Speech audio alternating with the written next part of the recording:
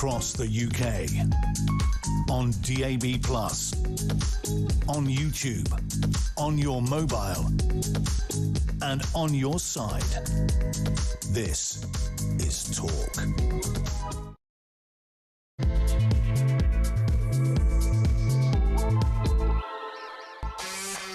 There you are. Good afternoon and welcome to Drive Time right here on Talk. Stand by for 3 fast-paced hours of news, views and topical debate. Let's do it. I am your host, Kevin O'Sullivan, and I'll be with you all the way to 7 o'clock. Get involved, get on the phone and call me on 0344 499 1000, or you can WhatsApp voice note me on the same number, and I promise to play your message out. It is Tuesday, March the 31st, last day of the month. Here's what's coming up. Jeremy Vine to the rescue as he announces that it was unfair to sack Scott Mills because he committed no crime. Radio 2 host Vine went on to tell his millions of listeners that he was aware that Mills's alleged victim was under 16 at the time the police were investigating the case back in 2016. Jeremy seems most concerned that after he was summarily sacked yesterday for historical personal conduct issues, Mills is not receiving the same mental health considerations as Hugh Edwards. I'm sure we're all very worried about that. Perhaps, Jeremy, that's because, as far as we know, to his credit, Mr. Mills has not played the mental health card. The truth is, as the opinionated Mr. Vine might like to consider, we do not know the truth.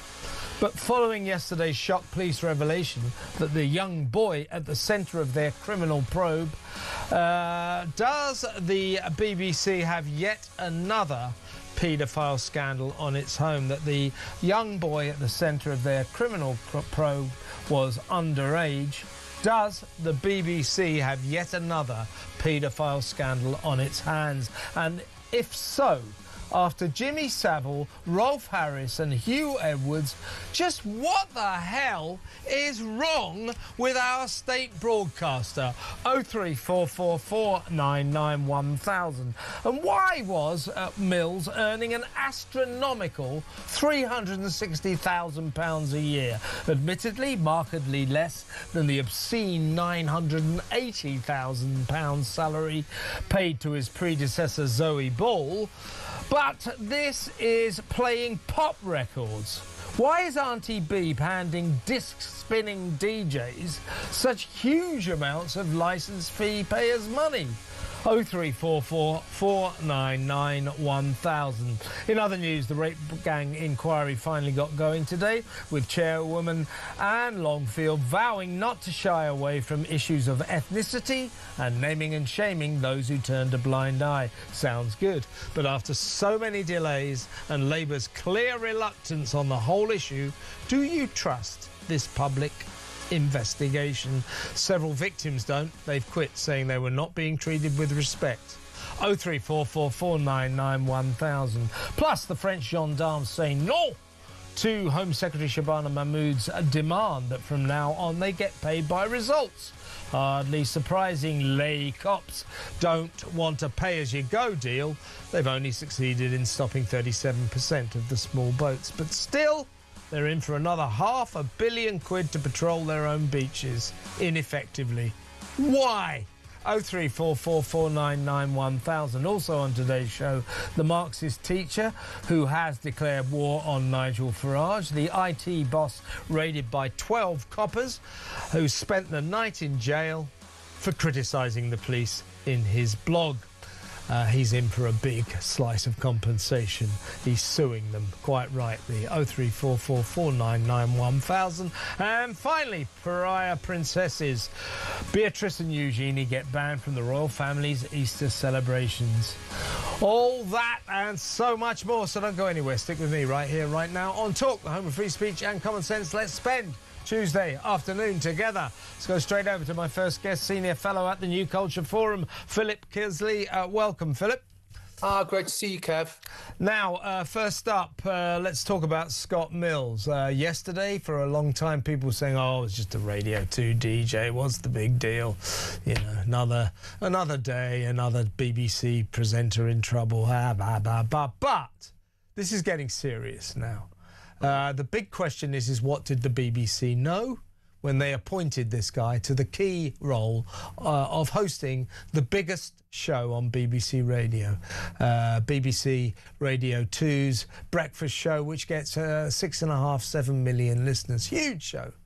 Did the BBC know when they appointed Scott Mills to this position, to this prestigious position for 360 grand a year? Did they know that in 2016 he was investigated by the police for alleged serious sexual offences against an underage boy? Scott Mills was interviewed by the cops in 2018 about this. His alleged victim was underage. So, if there's anything to all of this, what we're talking about here is another fully-fledged BBC paedophile scandal. As I said, after Jimmy Savile, after Rolf Harris, after Hugh Edwards, now potentially Scott Mills.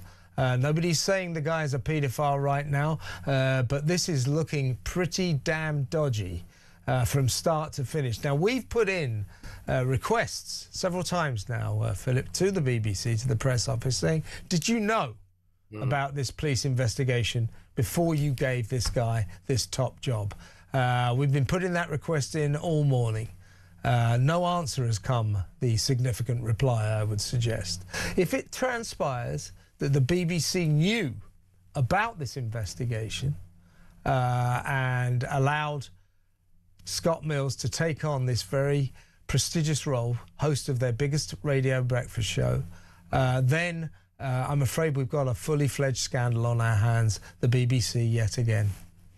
Yeah, it would suggest that they have, if that is the case, everything that you've just outlined there, if that is the case, then it would suggest that the BBC has learned absolutely nothing from the Jimmy Savile scandal, and you know, there was all sorts of hand wringing after that. It will never happen again, and all of that kind of stuff. And that, if what you say is true, then that absolutely is not the case. I mean, there are so many angles to this. This is the national broadcaster. It's a public service broadcaster, and yet so many people just have nothing to do with the BBC. Yes, it was a big show for a particular demographic of people, the demographic of people who watch Glastonbury, and that's pretty much it. So I'll be honest with you, Kev.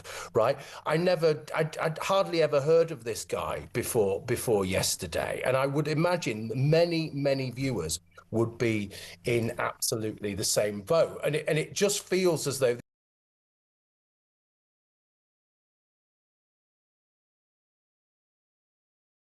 point is, Philip, you know, I can't remember, I'm not sure I've ever listened to a single second of Radio 2 in my entire rather long life. I stopped listening to Radio 1 something like 40 years ago, so none of this pop record broadcasting particularly interests me at all, but 7 million listeners every morning. That is huge. It is the biggest radio show in the entire country, the biggest radio show that the BBC has got by a mile. This job, hosting the breakfast show on Radio 2, is an extremely important role. And if the BBC was slapdash in who they gave it to, there may be trouble ahead. And let me get you on this as well, Philip. Why was this guy earning £360,000 a year, the 11th highest paid person on the BBC? His predecessor, Zoe Ball, for the same job, at one point, get this, was earning a grotesque £980,000 a year, nearly £1 million a year of licence fee payers' money to spin records. Now, I'm not denigrating the job of being a popular DJ on a big national radio station. That takes a skill. To do it well and to do it with popularity deserves a decent salary. But £980,000, that was in 2024. She agreed to let that salary come down to about 550,000, and then when Scott Mills took over, he agreed to go down to £360,000. But I still say £360,000 for spinning discs on a pop record show is an obscene amount of money to pay when it's public money. It's our money. We need to look at they say, oh, it's because of commercial rivalry, you know, if we don't pay the going rate. Let me tell you, someone like Scott Mills wouldn't get £360,000 anywhere else. The BBC pays the biggest salaries in the world when it comes to this kind of nonsense. It's our money, and I think we should call upon them to be more sensible, to pay them a salary more commensurate with what it is they do, spinning pop discs. Yes, you know, we're all forced to pay this ridiculous, unfair tax, this regressive tax. And of course, it isn't. The fundamental point is it isn't a commercial context, because they don't have to bother about commercial pressures like everybody else, like Talk and other radio stations do. And you only have to look at their output, their comedy, for example. Comedy after comedy, they commission trans after trans after trans comedy that nobody watches. Seriously, nobody watches them, but still they commission the same kind of comedy because they don't have to worry about the commercial context. So that isn't an argument at all. Yes, this is a big program, but it's amazing how anonymous this guy is. Like I say, I hadn't heard of him before, and apparently he was on 360,000 pounds. Yeah, that was a year ago. I think he's on more now. He probably is.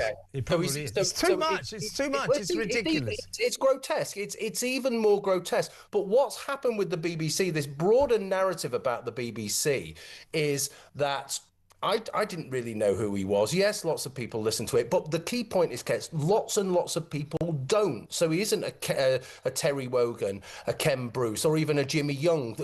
Everybody in the country knew who they were. The BBC is turning into a narrowcaster rather than a broadcaster, and it's targeting a particular demographic, and it's marginalizing a huge demographic. And that it's not just about one show, it's about the whole package. It's about all the shows, it's about television, it's about the various channels, it's about their online presence. They are failing because they are not speaking to the people of Britain. And the key thing is, as you just said, if they have covered up a scandal, they haven't learned from all the scandals. Exactly right. Exactly right. And I'm calling upon the BBC to tell us now.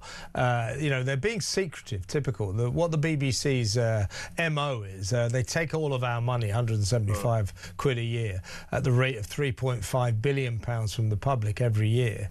And then they keep secrets from us. Well, that isn't acceptable. And we need to know, did the BBC know that Scott Mills was investigated by police in 2016, interviewed in 2018, but over allegations of serious sexual offences against an underage teenage boy?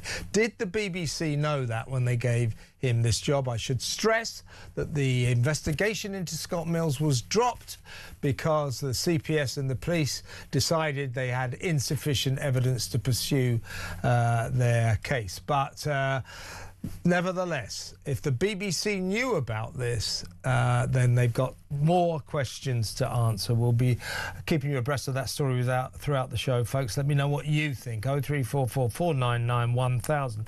Moving on, Philip. Today, Keir Starmer, our Supreme Leader, called an emergency Cobra meeting over the energy crisis after saying the government can't do it all on its own. Can't do it on its own.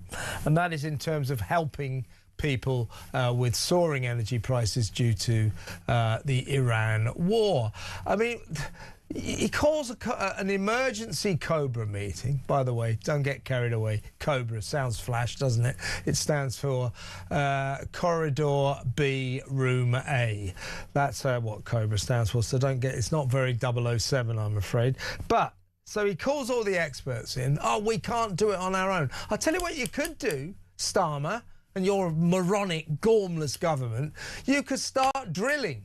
You could start fracking. You could start bringing in our own energy in order to cut energy prices. So calling this Cobra meeting, saying, well, we've done all we can. No, Starmer, you haven't even started. So this derangement over Ed Miliband's crazed energy policies continues to plunge this government into the realms of utter farce and absurdity. The dissonance is just unbelievable, isn't it? So he spent all his time calling all of these energy companies profiteers. He's been taxing the sector into oblivion.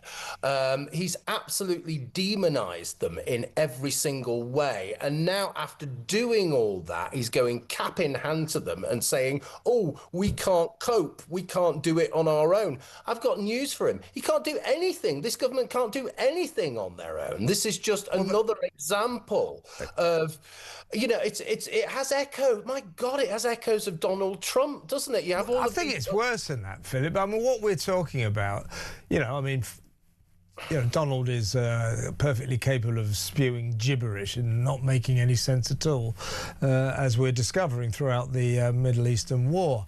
But he's never quite as deranged as this. This does not make any sense. We can't do it all on our own. Yeah. Well, actually, Starmer, you can. Start drilling, start fracking, bring in our own oil and gas from the North Sea oil fields, rather than buying it from the other country that drills into them, Norway. This is madness. He doesn't need a emergency meeting. Say, what else can we do? He needs to imbibe a massive great dose of common sense and stop ruining this country on the altar of crazy Ed Miliband's nut zero lunacy. Yeah, absolutely. And what I meant before was this government and the cabinet ministers in this government had spent years and years and years calling Donald Trump an actual Nazi and worse than Hitler, and then realized that, oh my God, we're going to have to work with him. So it's the same thing, isn't it? You know, they're demonizing the sector. They're virtue signaling. They're playing student politics with our energy. And then they have to realize that, oh, actually, we have to get in bed with these very, very serious business people, and we're going to have to go cap in hand to them.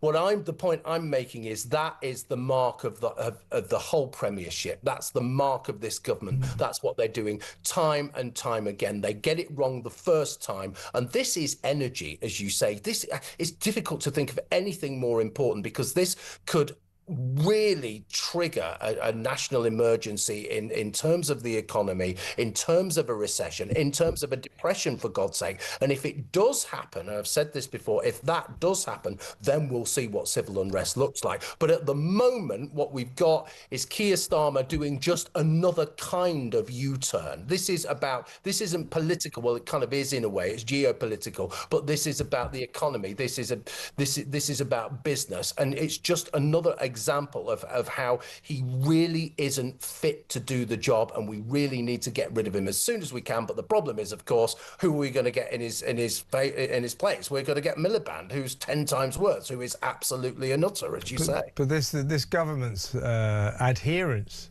to this insane nut zero nonsense, it's just so frustrating. Everybody else in the country just goes, this just doesn't make any sense. It's absolutely mad. And yet it is this government's official policy, and he's holding emergency meetings. What else can we do? A whole lot, Starmer. A whole lot. Start drilling, start fracking. Then we wouldn't have the highest energy prices in the entire world, which is what we do thanks to Ed Miliband. In America, they pay 5 times less than we do because they frack and they drill for oil and gas. But by the way, they sell us their fracking energy. So it's just ridiculous. It's ridiculous. Philip, I've got to go. But excellent to talk to you as always. Philip Kinsley there, Senior Fellow at the New Culture Forum. Let me know what you think about this emergency meeting. What else can the government do? What else? You haven't done anything yet. Just start drilling, start fracking, and bring our energy prices down, and stop listening to that padded cell lunatic Ed Miliband, who is ruining this country. ruining the economy in these difficult times. And trust me, folks, I don't want to be a harbinger of doom, but because of the Strait of Hormuz, which the president now says he can't really be bothered to reopen, we've got some very dark times ahead. We haven't seen anything yet. It's going to get terrible. And we need more than this pathetic Prime Minister calling emergency meetings when he knows what he has to do. He knows what he has to do, drill and frack. But he won't because he's too scared of Ed Miliband, too scared of staining their virtue signalling plane. It's unbelievable. Next up, we'll go back to the Scott Mills BBC, this escalating scandal. It is not looking good, folks. We'll talk to a former BBC reporter and now a crisis manager, just the guy to speak to, I would suggest. Big crisis for the BBC, probably bigger crisis for poor Scott Mills. I say poor Scott Mills advisedly. We'll talk about that next. Stay tuned.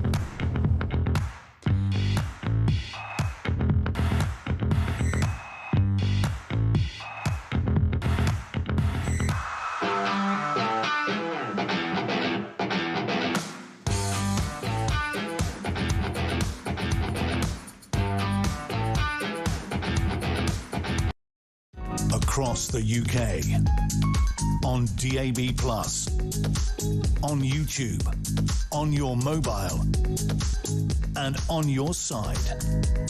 This is Talk. Welcome back. Let's talk about Scott Mills again and the BBC. It looks like they've got a fully fledged escalating scandal on their hands here.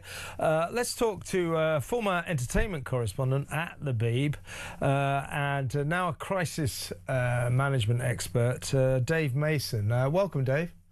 Hi, Kevin. You all right? Yeah, I'm all right. I don't suppose Scott Mills is. Before we talk, Dave, I think you're just the guy to have on about this because you know something about the BBC and you know about crises. And both the BBC and the Scott Mills have got a serious crisis on their hands. Now, Jeremy Vine on his Radio 2 show today, Jeremy Vine, of course, a erstwhile colleague, Radio 2 colleague of Scott Mills, who was doing the breakfast show until he was fired yesterday. Well, Jeremy Vine has rather strangely, I think, said, the sacking is unfair because there's no crime. Well, that's technically right, but I would have thought that if I was Jeremy Vine, I might have waited to find out some of the details that we clearly do not know yet. But Well, I heard what Jeremy Vine said. well, we're going to play that now, Dave, and we'll have a talk about it now. So this is Jeremy Vine on his Radio 2 show today in conversation with a guest about Scott Mills. For me, Scott had become a friend in this place, in this very studio, in the studio across the way there, over this last year and a half, and had been in often and sat and chatted with him often.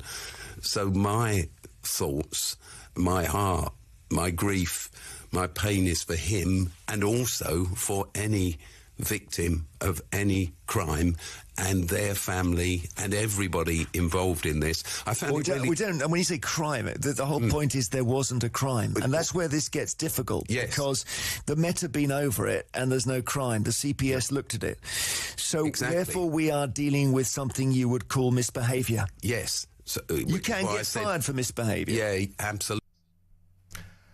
I thought that was kind of strange of Jeremy Vine, Dave, because, I would not be opining about this particularly yet because none of us know the truth. And I would say the swiftness with which the BBC acted, within 6 days, Scott was gone. There's something in this story that the rest of us don't know that I would suggest is probably very serious.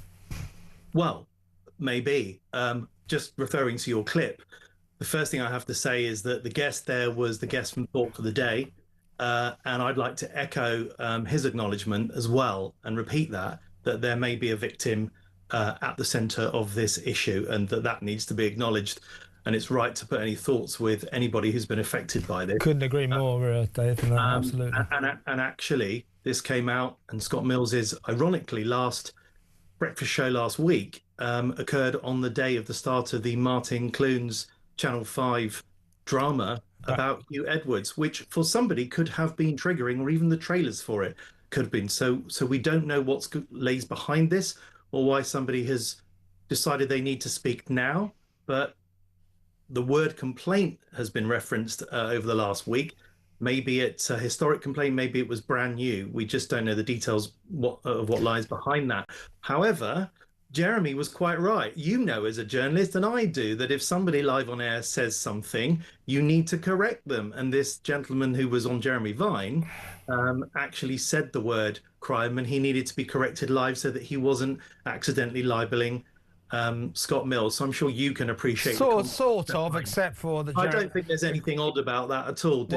Jeremy Vine said the sacking was unfair. How does he know?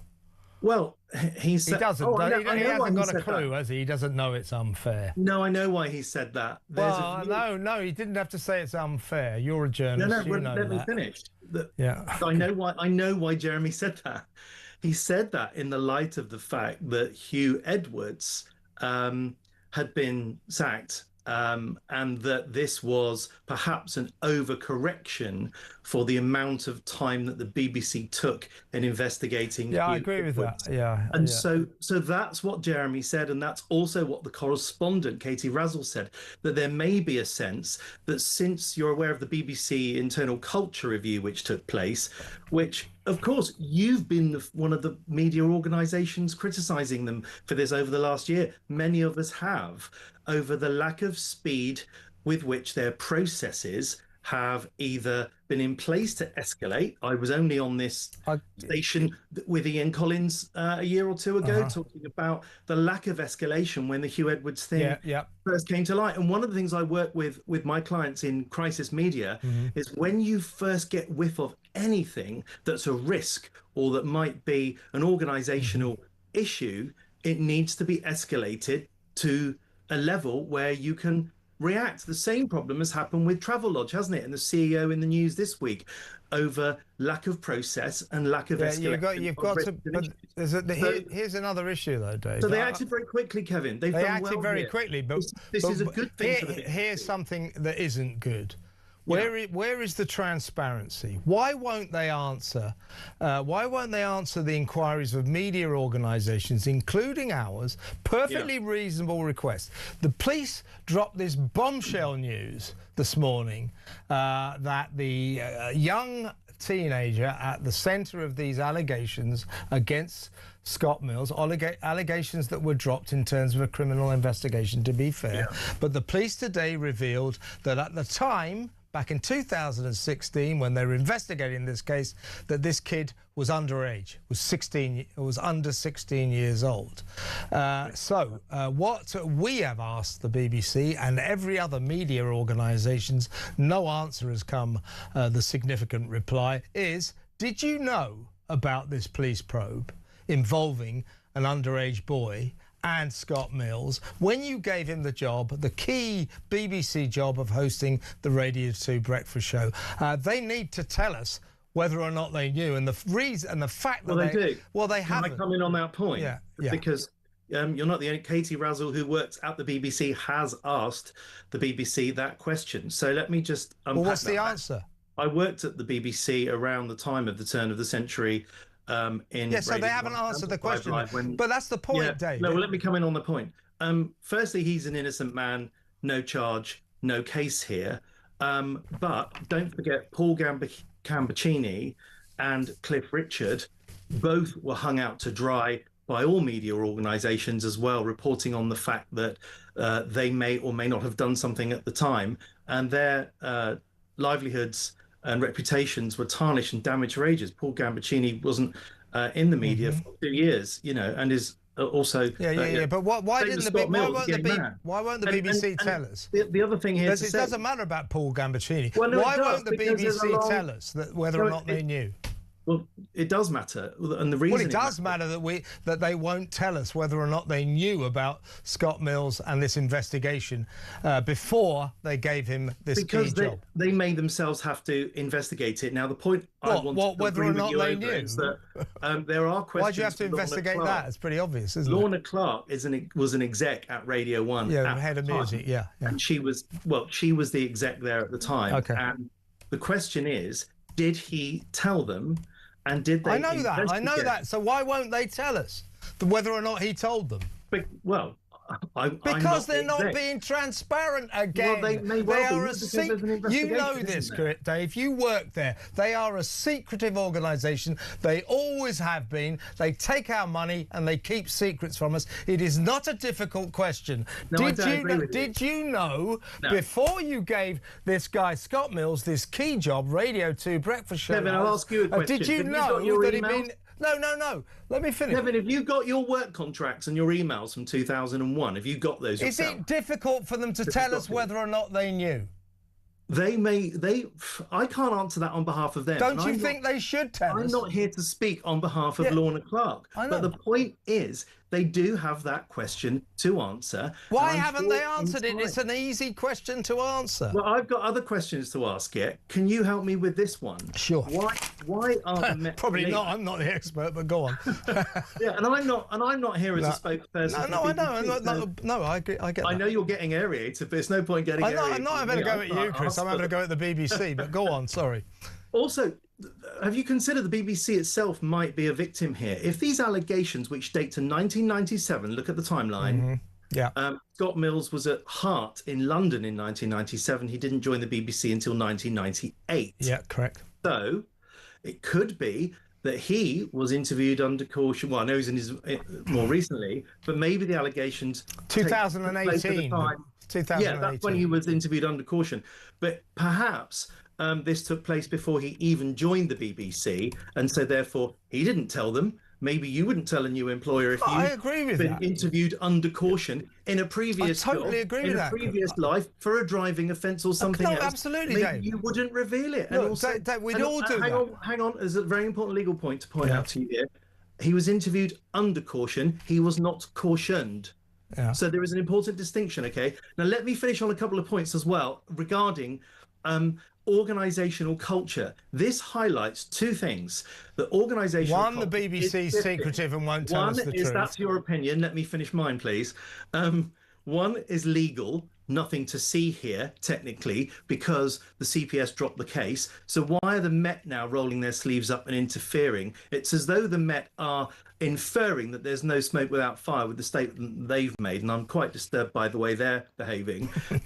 And so that's the legal issue. He's an innocent man. technically nothing to see. But the moral issue for organisations and the BBC is, would you hire a person in such a position or in such a situation after any whiff of anything? If it goes beyond, you've been cautioned for, a public order offence or being drunk and disorderly. So we need to be a bit grown up about this and look at this from the perspective of, there is a different legal issue going on here in organisational culture, and there's a moral issue. And perhaps if people knew or had known, or you put down on your job application, yes, I was interviewed for these kinds of things, you could say, sorry, mate, we're not giving you a contract.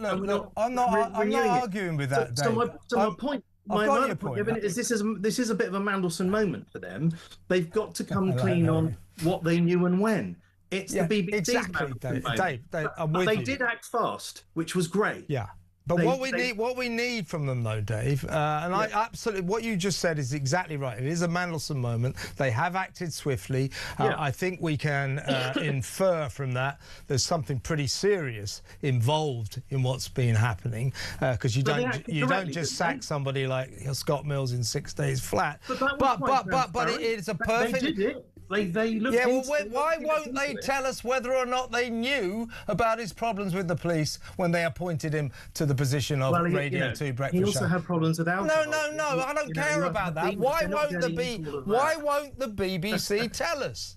I'm enjoying you ranting, actually. Why won't the BBC tell us? Do you think? You'll have to ask them. I'm a crisis. I'll tell you why.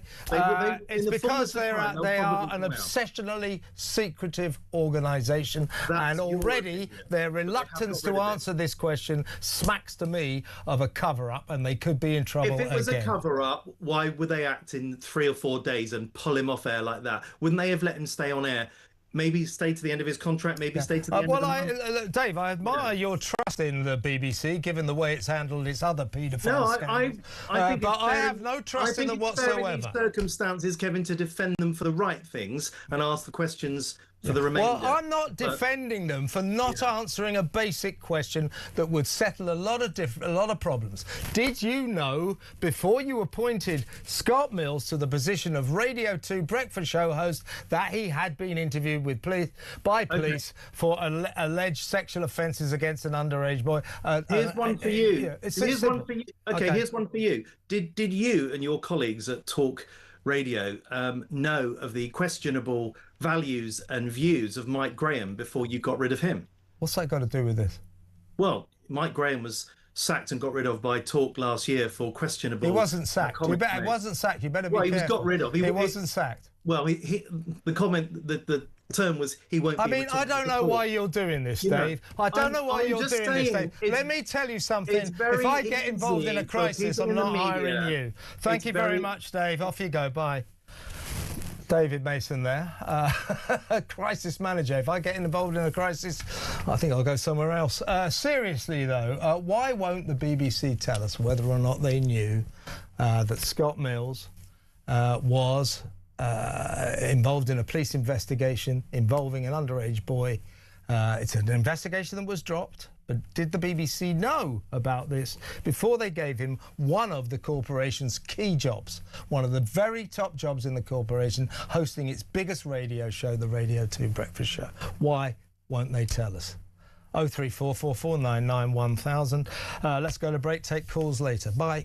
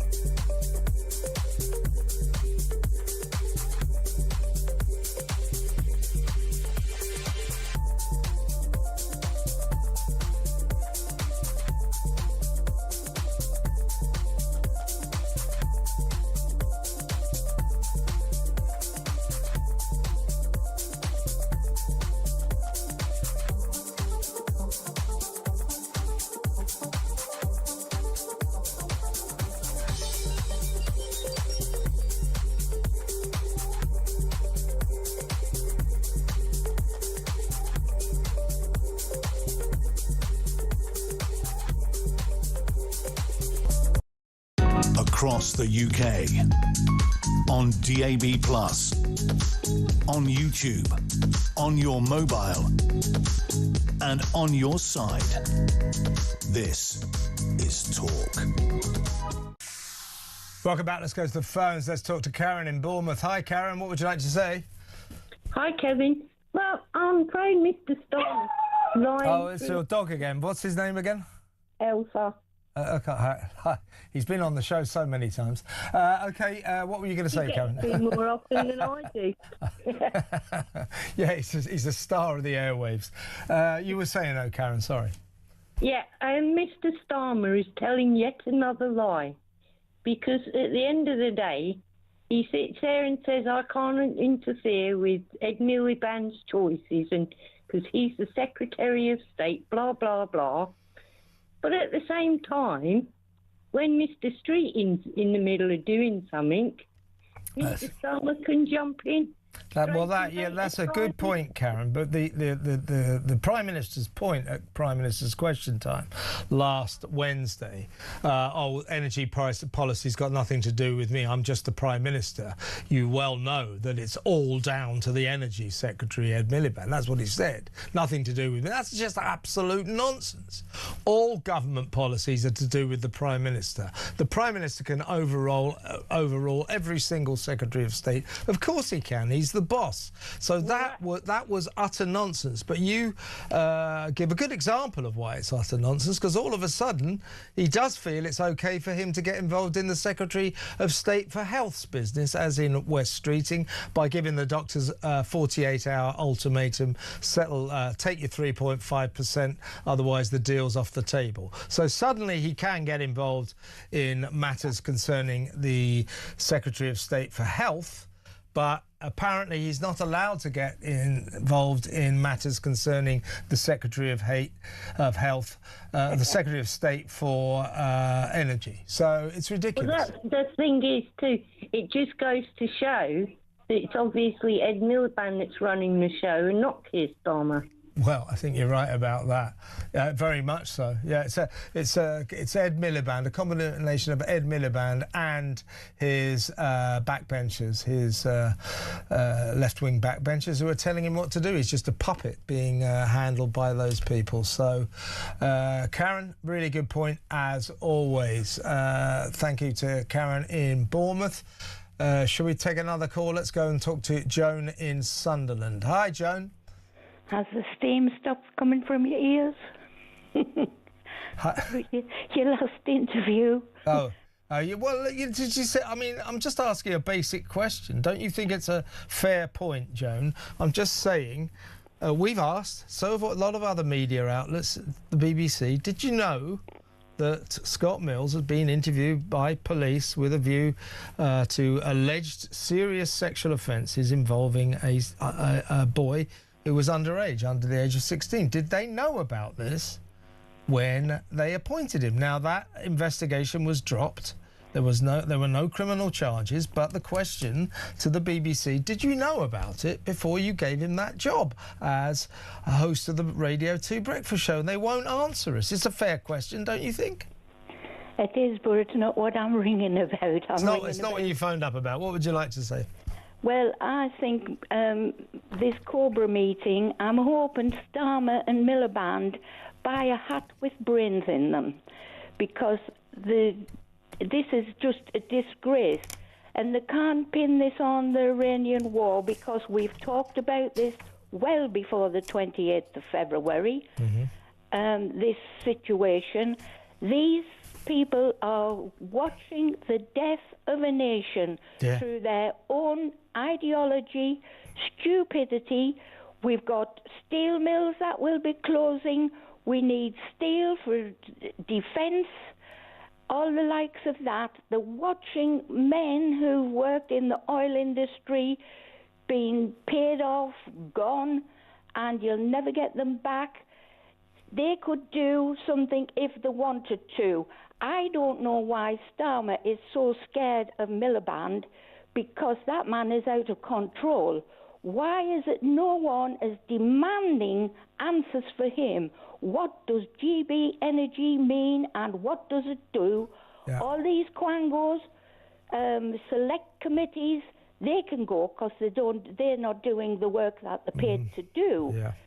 We are suffering, and we're going to be in a desperate We're suffering, state. Joan, and then we find out about the insanity of the Prime Minister today calling an emergency Cobra meeting to ask what the hell can be done, to ask the oil companies to help, saying that the government has done all it can. We can't do it all on our own. But government, you haven't done anything.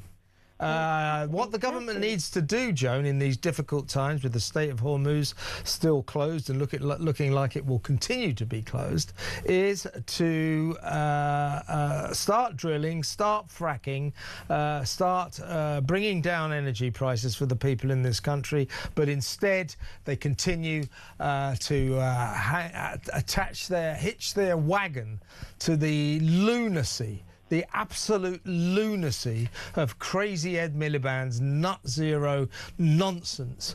It doesn't make any sense. It is costing us all a fortune, and he's calling emergency meetings to say, what else can we do? You haven't done anything yet. What you can do, Starmer, is start drilling and start fracking, right?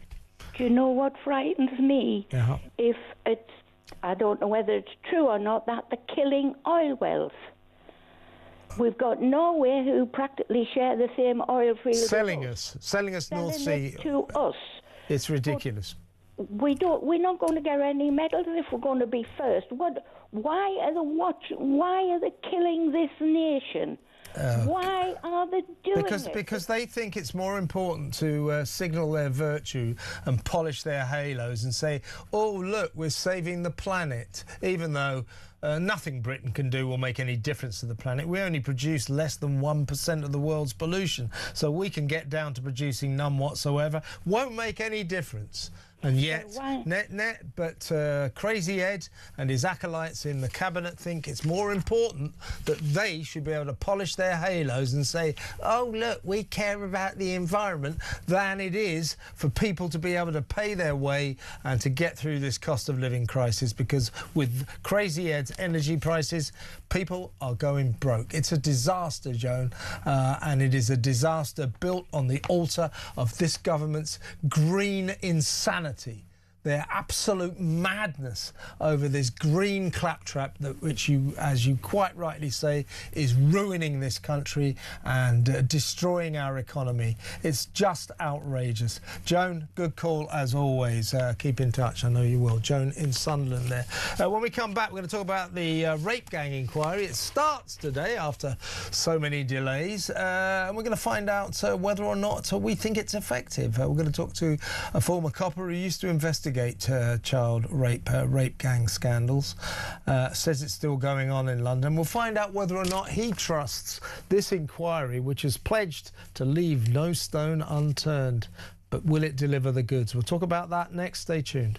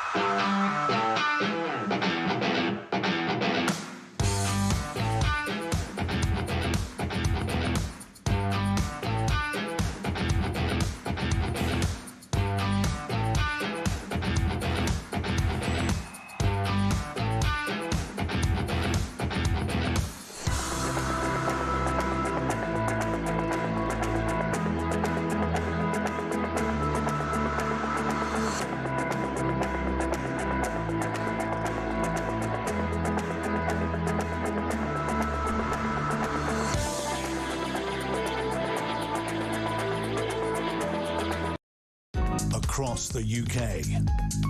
On DAB+, on YouTube, on your mobile, and on your side. This is Talk. Yeah, as I was saying, the grooming gang inquiry, the rape gang inquiry, public inquiry finally got going today after many, many delays. The Labour government clearly isn't very keen on the whole process, but has reluctantly agreed to go ahead.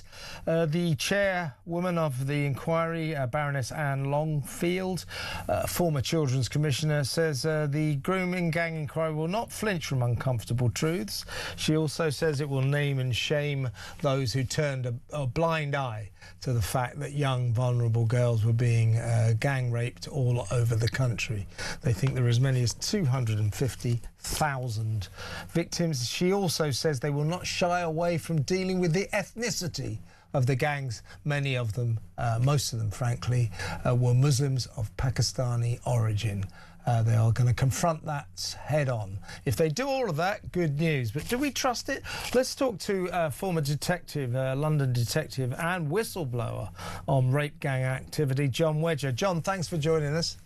My pleasure, Kevin. Thank you for having me again. What are your feelings about this inquiry? Because when you were a copper, you kept raising the issue, saying kids in London are being gang raped. They are being victimised. They're being picked on by these gangs. It's going on now. And you were told by your senior officers, keep quiet, don't make a fuss, shut your mouth, basically, on pain of losing your job. So this cover-up culture, this culture of silence about the rape gangs was certainly prevalent during your day. Do you trust that this inquiry will, as Baroness Anne Longfield say, leave no stone unturned, will point its finger at the people who turned their backs, coppers, social workers, teachers, local politicians, all of whom decided that if they started pointing at the rape gangs, it might mean that they were guilty of racism and Islamophobia. Do you trust them to name names? Do you trust this inquiry? Well, in a word, no. I'm only going by the fact of my police experience, my horrific experiences as a whistleblower in standing up and speaking out in order to protect children that are caught up in this horrific criminality. But moreover, and more relevant, my part as a national core participant in the late ICSA inquiry that was run by Professor Alexis Jay, in which it went on for 8 years. It combined with the Truth Project. They heard evidence from various sections of society that had involvement with the grooming gangs and child exploitation, everything else. 20 recommendations were made at the end of the inquiry 5 years ago. Not one has been implemented at the cost to the public of 200 million quid. So if we're going based on former successes or failures, we can only see it on that maybe this will end in another expensive, monumental failure. Well, the one thing that got me when I was looking at Baroness Longfield, I mean, she's got the pedigree for the job, and no doubt she's got the heart for it. But they've given these tough words, we're going to compel people to speak up. Okay, they're going to compel witnesses to come forward. So they're going to bully the witnesses if they don't want to come into speaking up. Right, fair enough, a Crown Court would do the same. And like you just said a minute ago, that they're going to come out and they're going to name and shame, right? So they're going to. But where's the arrests? That's what I was going to say, John. John, that's exactly what I was going to ask you. From your knowledge, I mean, you know about senior officers who deliberately turned a blind eye. This was going on all over the country. Social workers were doing the same. Teachers, local politicians, all turning a blind eye to the fact that vulnerable white girls were being raped by these rape gangs because they feared they'd be accused of racism and Islamophobia.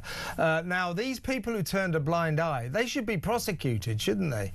Of course, this is malfeasance in a public office. They should be standing trial. You know, I'm going to give you an example. So a couple of months ago, I'm working with a major media agency and we're trying to expose something regarding the grooming gang stuff. But the stuff we're looking at, it named, and we got good, credible evidence, good witnesses behind it, named a serving police officer a couple of months ago, this information was given to the Metropolitan Police and they did nothing with it. So if we look at have things changed, no, they haven't. They are still in this institutional denial of this. Look, there are very, very strong offences regarding people in the public sector not doing their job. One carries a life sentence contrary to common law, and that is malfeasance in a public office. Yeah. Right. In order for these victims to get what they deserve, and that is healing, there needs to be justice. And that justice only comes when we see these perpetrators, these perverts that have preyed on kids, of which will be named and probably have been named many times, gripping a rail in a Crown Court, standing trial. That there is no bigger message than when someone is given a life sentence or a similar hard impact sentence. That's exactly it, John. If this inquiry is to mean anything, these people who turned their backs and let these kids get raped by these gangs, they need to be brought to justice. They need to be put in the dock and they need to be prosecuted. And then we can trust that finally this nation is doing something about the worst sex scandal in the history of Britain. John, good to have you on the show as always. Come on again soon. John Wedger there, former policeman and whistleblower. Next up, much still to come. Stick around.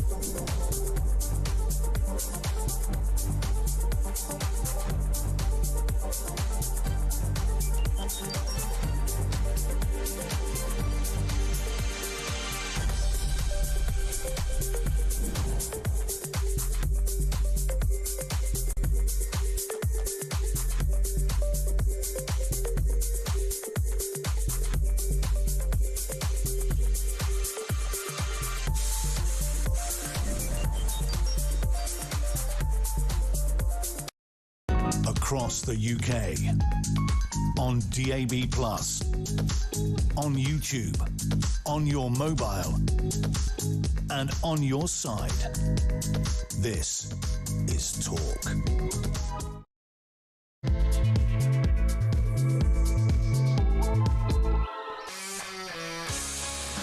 In a little while, we're going to talk about the left-wing teacher who has branded Nigel Farage a Toy Town Trump and has declared war. He will keep Reform UK out of government. Why does that matter? Because he is the General Secretary of the National Education Teachers Union, who are currently having their conference down in Brighton. We'll talk about that in a little while. First up, though, let's go through some of the big stories of the day with my next guest. He is Labour MP for Blackley and Middleton South, Graham Stringer. Hello, Graham. Good evening. Now, I'm going to start slightly left field, but I think you'll understand why I'm going to ask you this. We phoned Carl Turner, your Labour MP colleague, earlier today, and we said, would you come on the show to discuss the fact that you've just had the Labour whip removed from you? Amusingly, his response was, what, have I? So we did actually inform him of this case, that he's had the Labour whip suspended. Now, the reason I want to ask you about this, apparently it is the crux of his crime is, I mean, he's a very outspoken guy, speaks his mind, but the crux of his crime, the straw that broke the camel's back, was his contention that he does not believe Morgan McSweeney when Morgan McSweeney says he has his phone stolen last October.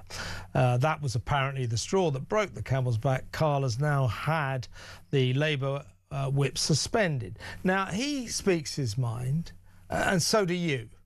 Now, you know, you're both independent men who are not, shall we say, hamstrung or shackled by party rules. Do you think that someone like Carl Turner should have the whip suspended just for saying what he thinks? No. You might think I've got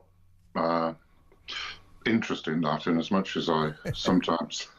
Yes, I do think you've got interest in it, but go on. I agree with the party. I think when you're elected as a Labour MP or for any other party, and people vote for you, they expect you to have a close association with your party.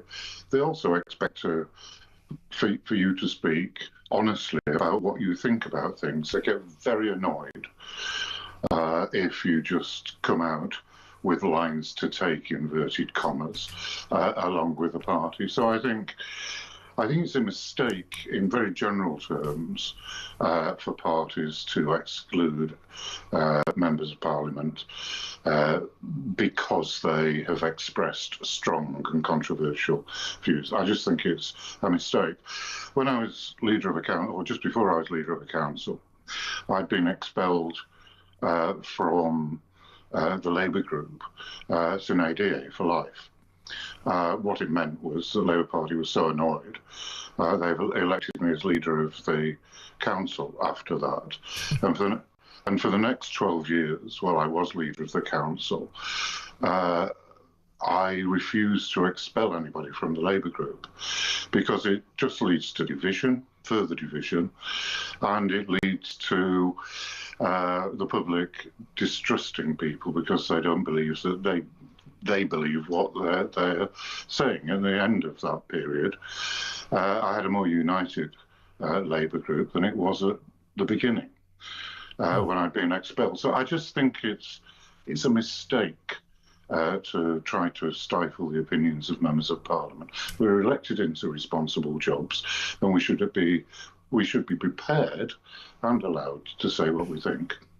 I would suggest, Graham, that when you part ways with Labour, you know, and you challenge some of their policies, some of their activities, you do so in an intelligent and reasoned and careful way. But that understood, have you been spoken to for the way you sometimes speak up against the party? I think the last time a chief whip spoke to me was during the COVID crisis, when I didn't follow the government's and the Labour Party's line in the action they were taking. I think time has shown that I was voting more in accordance with the evidence than the government and the Labour Party were at that time. But I was told that Keir had nailed his colours to this mast and he would be deeply annoyed if I continued to voice concerns and vote against the whip. I abstained and voted in the way I thought was right. I don't think I've had any whip talk to me since then. I've voted against the whip once or twice, and I do it always with a heavy heart. No, I get that. Because I am a Labour MP and I want to vote with the Labour Party. But sometimes I think my party's got it wrong, and particularly if they've asked me to say one thing and then they suddenly do a backward somersault, or it's a deeply held view I have. I think our energy policy is bad for the people I represent, for instance. I think they're paying too much in their energy bills, and we should get rid of a lot of the extra costs that are piled on them for the so-called green initiatives. Well, listen, I need to ask you about that in just a second. My final question about Carl Turner, do I deduce from what you're saying that you believe that Carl Turner should have the whip restored? I do. And I think that the party, not only for the reasons I've just given, should be careful about expelling people. From what I've read in the last hour, Carl has said he's prepared to have a by-election. That's threatening. But the last thing the Labour Party needs, where we are in the opinion polls at the moment, is a by-election. So it's not only wrong in principle, it's practically wrong to expel him. Yes, a good bad look. Well, I'm glad you mentioned the energy policies, because I wanted to ask you about Keir Starmer calling this emergency Cobra meeting today over the looming energy crisis, particularly with the Middle Eastern war, Strait of Hormuz, etc. He has said that the government, and I quote, can't do it on its own. He's obviously appealing to oil and banking executives to help Britain out in the face of this looming crisis.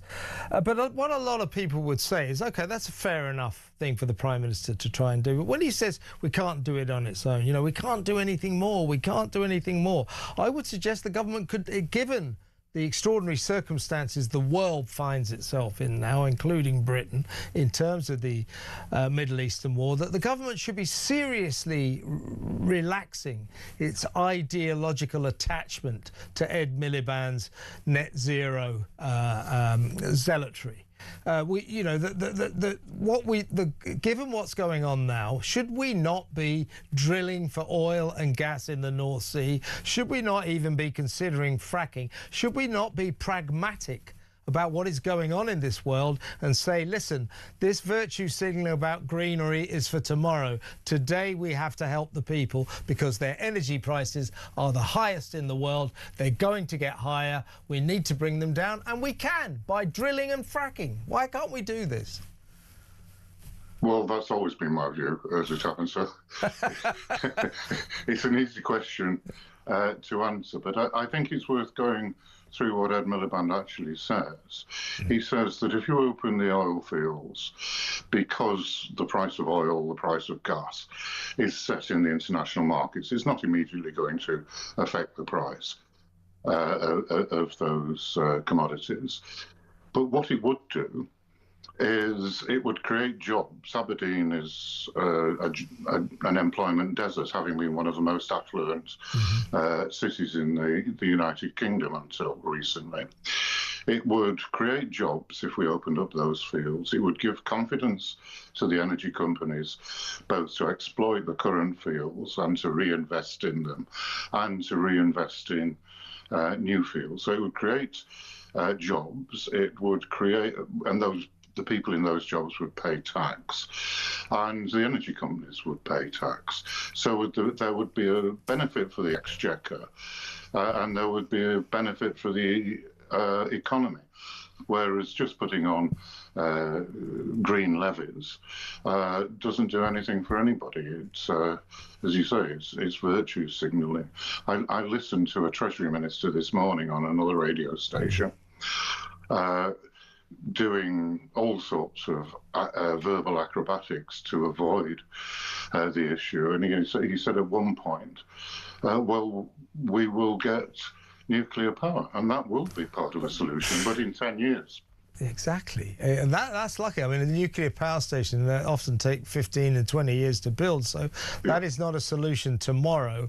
And I think that the people of this country want this government to be a lot more pragmatic about its hardline approach to energy issues. And the Prime Minister implying, look, the government's done all it can. It just hasn't really done anything. Start drilling, start fracking, help us out for God's sake. Still with Starmer, Graham, he has given doctors an ultimatum of 48 hours to cancel their proposed strike, or he will take the 3.5% pay rise offer off the table. He will also cancel 4,000 training roles which were being created as well. So he's kind of holding a gun to their heads.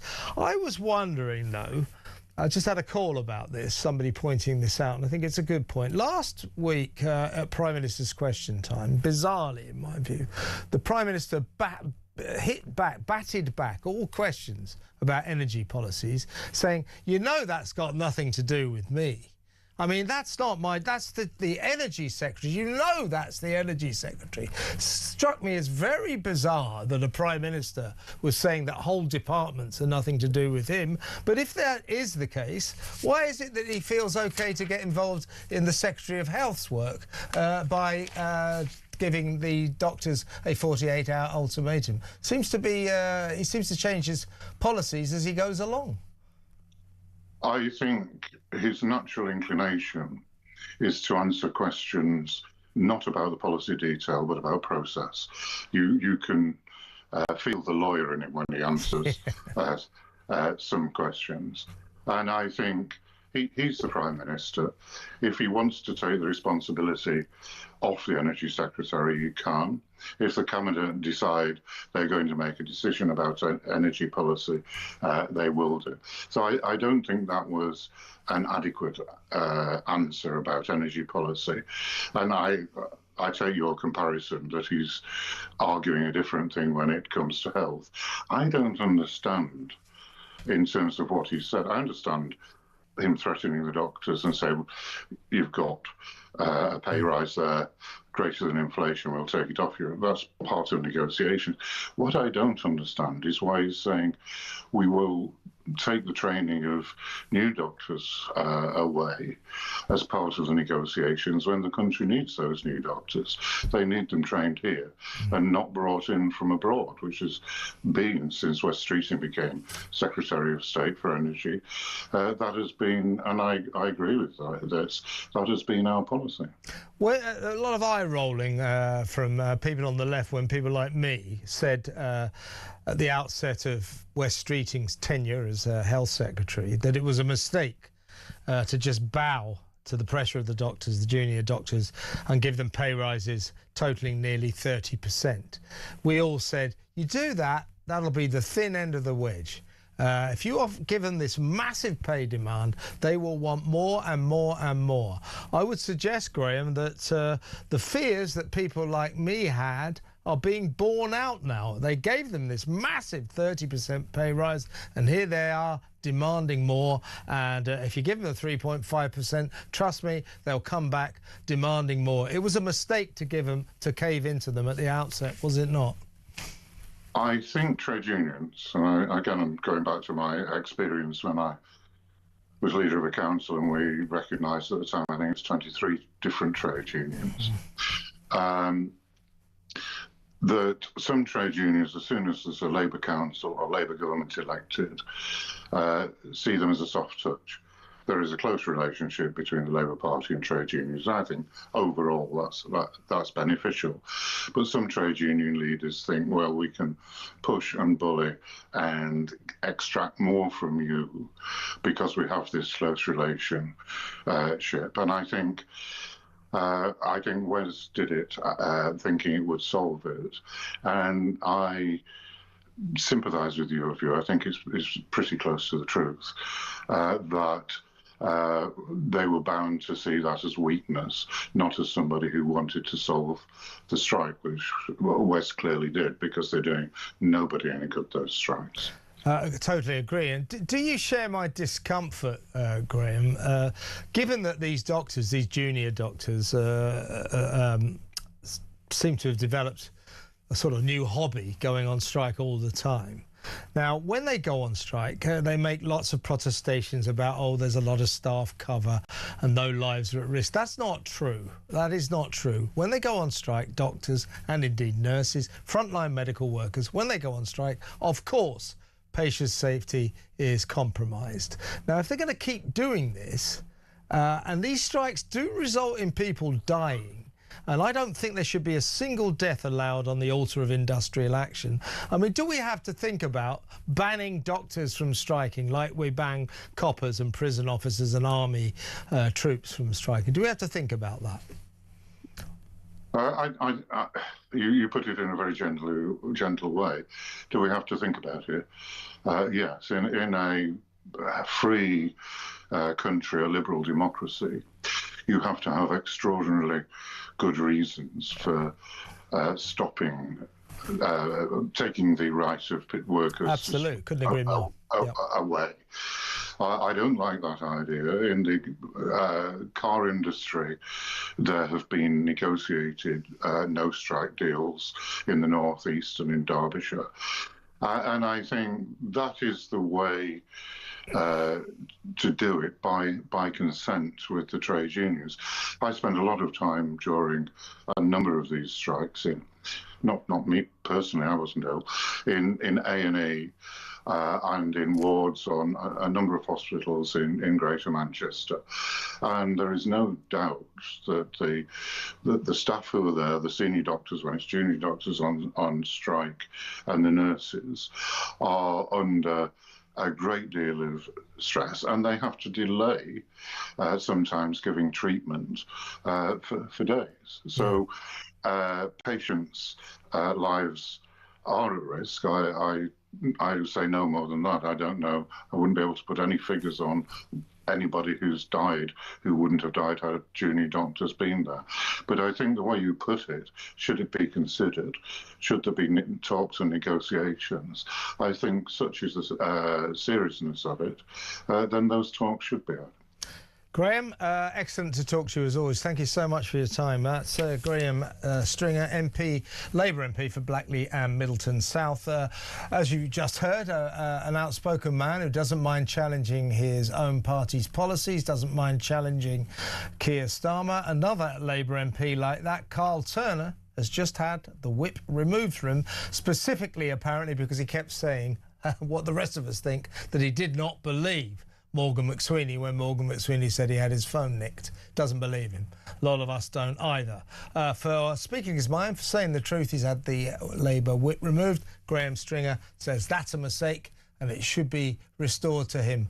What do you think? Should the Labour Party be playing thought police with its MPs? Shouldn't these MPs, they're elected representatives of the people of their constituencies? Isn't it their duty to speak their minds, to say what they think, as opposed to being shut down by the Labour Whip's office? Have the whip removed. It's a very bad look, isn't it? 03444991000. Graham and I just discussing unions there. We'll be discussing another one next. That is the National Education Union. All those teachers down in Brighton. Are they discussing workers' rights? No, it seems like they're discussing hating racism, hating fascism, and devoting their conference to stopping Reform UK and Nigel Farage forming the next government. What has that got to do with the trade union?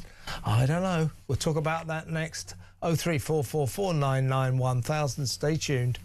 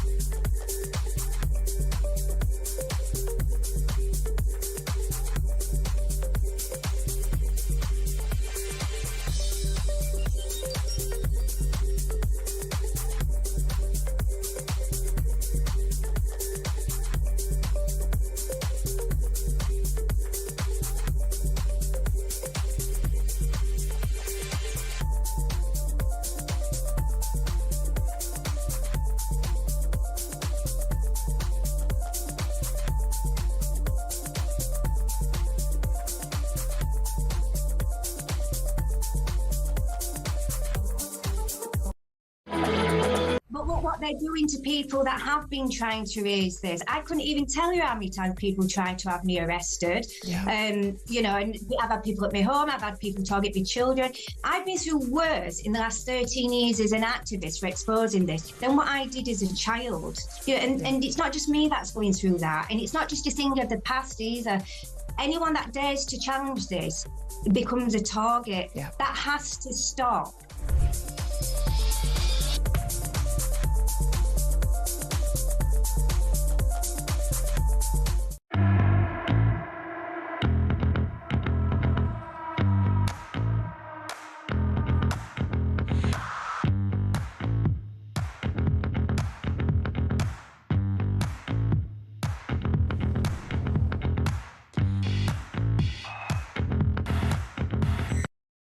Across the UK, on DAB+, on YouTube, on your mobile, and on your side. This is Talk. If you go down to the woods today, if you go down to Brighton today, you may encounter all these teachers because it is the National Education Union's conference down there in that lovely seaside resort. Now, the leader of the National Education Union is a teacher. If you look up his Wikipedia, it just says teacher. The thing is, his name is Daniel Kabidi, and he's a Marxist, and he's devoting this conference, weirdly, not to workers' rights, not to teachers' rights, but to opposing racism, fascism, and stopping Reform UK forming the next government. With me is journalist Ellie Hodges. She got hold of the itinerary of this conference. And Ellie, she's in the studio. Thank you for joining us, Ellie.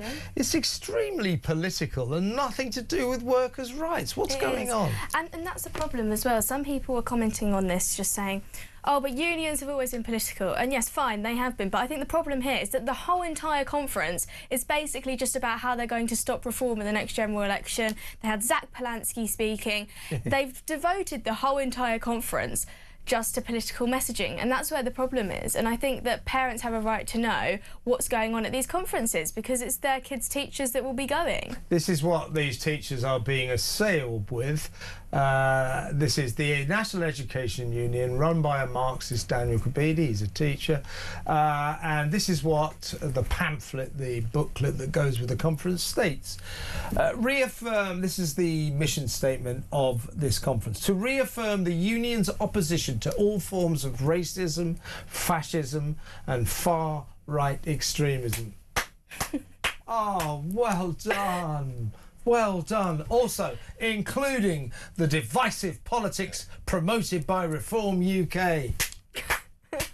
And then the trade union movement must throw its full weight behind stopping a Reform UK government. Well, you're right, Ellie. That is traditional union territory. They always oppose Tories, they always oppose right-wing people, and this guy Kabidi has called Nigel Farage a toy town Trump who must be stopped. But you're right. You know, what's Zach Polanski doing there? What is his purpose there? And these are teachers who are teaching our kids. Exactly. I would suggest they're being brainwashed. These teachers are being brainwashed. And today they've even voted through that they will be going back to their schools, back to their classrooms and teaching about Reform UK in a negative way. And I just think it looks like that they are obsessed with them, and clearly they are. And I don't actually think that we should generalise all teachers being for this, because I can just imagine that if you're a trainee teacher, for example, and you just got your qualification and you come into the world of teaching and you go to these conferences and you disagree, I think a lot of people would just shut up and get on with it and just pretend, because sometimes it is much easier. But that's a massive issue, that teachers don't feel like they can actually have a political opinion unless it fits a certain box. And a lot of them happily go along with sort of left-wing wokery. And you're right. I mean, these teachers, figure this out, folks. These teachers are being sent away from this conference back to their classrooms around the country, maybe teaching your kids, having been told by their union that the only important stuff is to teach kids about the awfulness of racism, fascism, far-right extremism, and worse than all of those things, Reform UK and Nigel Farage. Nigel Farage has hit back at Mr. Kebede. He said that Reform UK would sweep away politicised classrooms if he became Prime Minister, and said of Daniel Kebede, the National Education Union should focus on the day job of teaching instead of trying to indoctrinate children. Daniel Kebede is an open Marxist and shouldn't be anywhere near our education system. Change is coming for the NEU. A reform government will introduce a patriotic curriculum. No longer will teaching unions be able to politicise the classroom and talk down our country. I mean, the brainwashing of children is a problem. And it's the language that they were using in this kind of agenda as well was, let's get organised. We've seen that Educators Against the Far Right has worked before. You can see at this conference there's fringe events with Stand Up to Racism. I had messages from lots of actually members of the NEU saying that we've been being bombarded with messages saying come to these protests. I know Samara went to the Together protest that was a combination of pro-IRGC, pro-Palestine, anti-Israel, all of them together, and the NEU were a part of that as well. So I think that this isn't just a case of a couple rowdy teachers that want to push their political opinions. This is actually something that's organised and something that they want to see be put into classrooms, this anti-reform rhetoric. But I do think that this could go two ways. Either you get some kids that might actually think, this is actually getting really annoying, I'm fed up of hearing all this left-wing stuff, what is this Reform UK party about? And they might actually then start supporting reform as an act of rebellion. But then you will get some kids that obviously do listen to it and take it in. Well, and Mr. Kebede, Daniel Kebede, hit back at Farage, saying Nigel Farage will be a disaster for Britain. We have a multi-millionaire dressed in tweed, masquerading as a man of the people. The reality is he would cut our schools to the bone, along with the NHS and other public services. This toy town Trump is not fit for number 10 Downing Street. Well, Kebede and his mob have got every right to have their political opinions, but I'm not sure what the hell this has got to do with teaching, teachers' rights, workers' rights, which is what a union should be all about. This is just pure anti-right-wing politics, isn't it? Exactly, and I think that it is pushing an idea of you can only be a teacher if you're left-wing, and I think that is the rule. I think it is the rule outwardly anyway. But this does need to stop, and I don't think this is a case of people will say, oh, but Ellie, if they were saying right-wing things, you wouldn't care. No, I do care. I just don't think that politics should be being brought into the classroom. That's it. I would care if teachers were brainwashing little kids with right-wing politics. Exactly. With any politics. The business of education is to expand kids' minds so they can make up their own minds about political issues. They should not be brainwashed during their formative years, and I'm afraid we all know it. Loads of teachers do this, and it seems as if, folks, they'll be spewing out of this National Education Union conference happening right now until Thursday in Brighton, going back to their classrooms and telling all the kids, Nigel Farage is the devil incarnate. Is that what you want for your kids?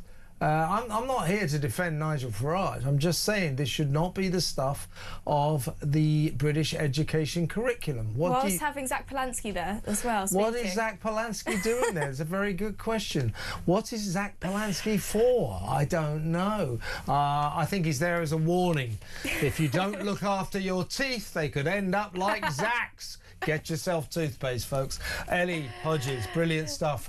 Journalist Ellie Hodges, revealing what's going on in Brighton and the National Education Union. Let me know what you think. 03444991000. Next up, we are going to talk to the victim of a strange police raid.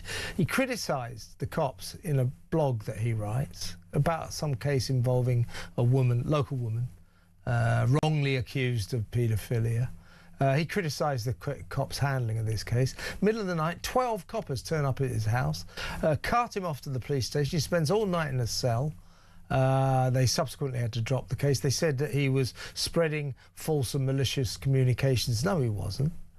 So, you know, today is the day we're hearing that the police are going to stop. I don't trust this, by the way, but they're going to stop recording non-crime hate incidents. They won't, though. If you look at the small print, there's no requirement for them to actually stop. But in the light of that, we've still got this nonsense going on. People being raided in the middle of the night, arrested. This is an IT boss, you know, not a lawbreaker, decent, upstanding member of the community who wrote something criticising the police. He ends up behind bars for all night, and they had to drop the case because it's utter nonsense. He's suing them. They've already given him 2,000 quid as a sort of sweetener, but they're going to have to give him a lot more. Why are the police doing this kind of thing? We'll talk about that next. Stay tuned.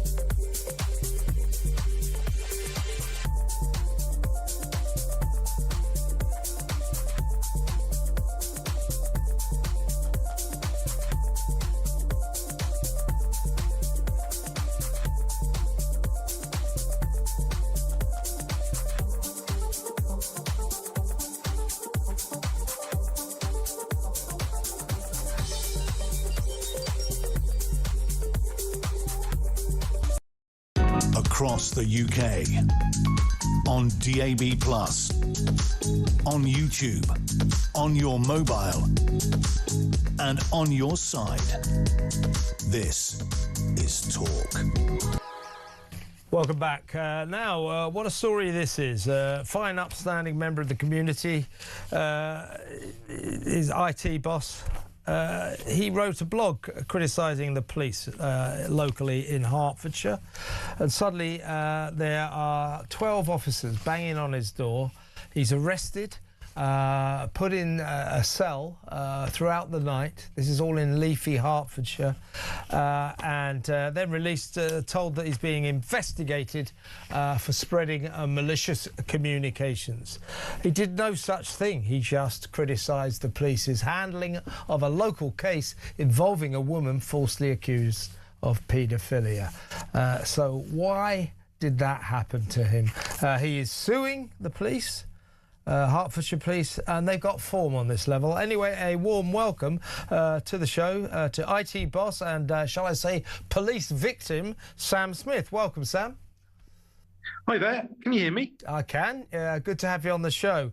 Well, first of all, let me say that from what I'm reading, what happened to you is an utter disgrace.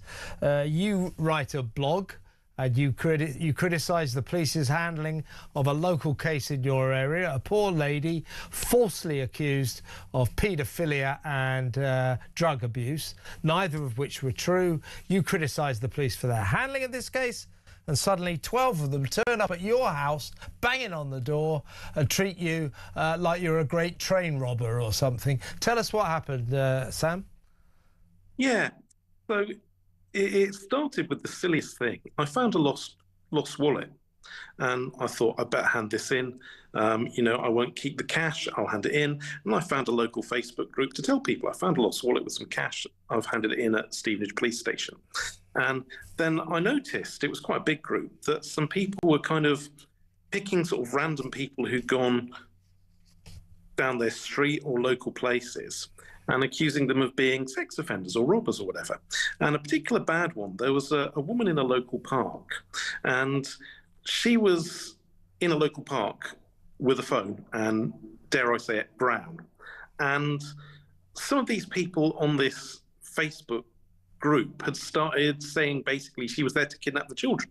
And their only evidence was that she had a phone and a headscarf and was in a park near her house. And so I wrote a blog criticising this and other things the group had said.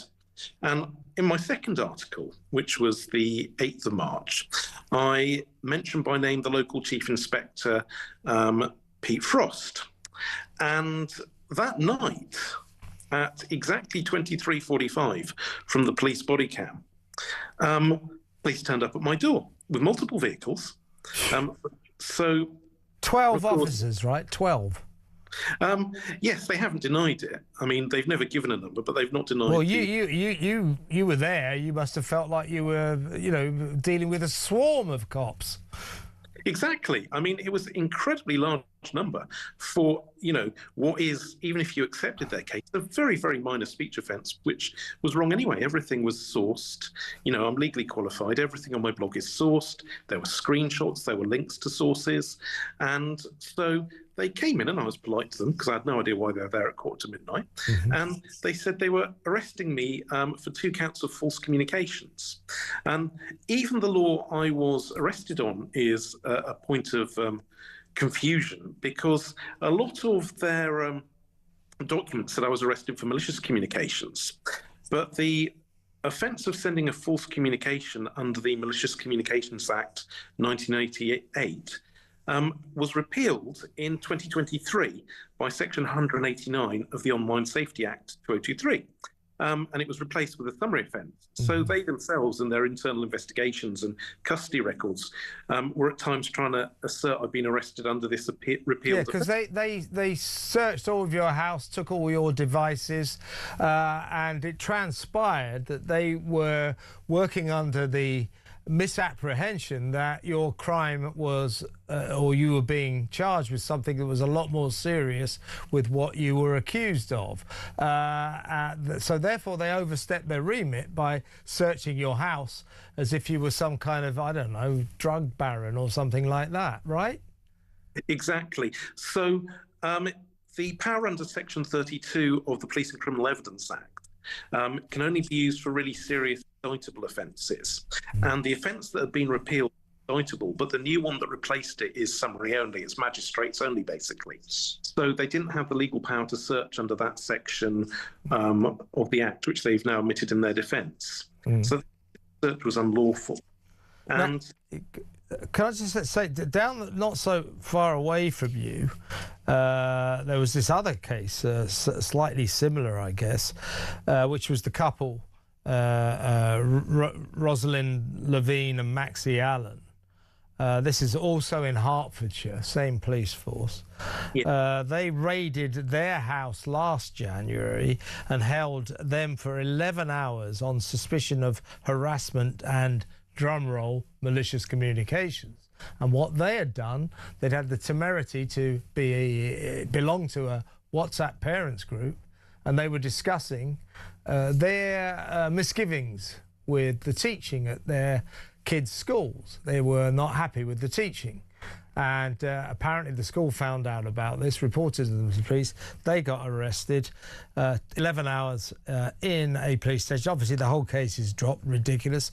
They sued and got £20,000. You're suing the same police force for, I think, £70,000. They've already given you £2,000, haven't they? So they've kind of admitted that you were wronged, that they were wrong to do what they did to you.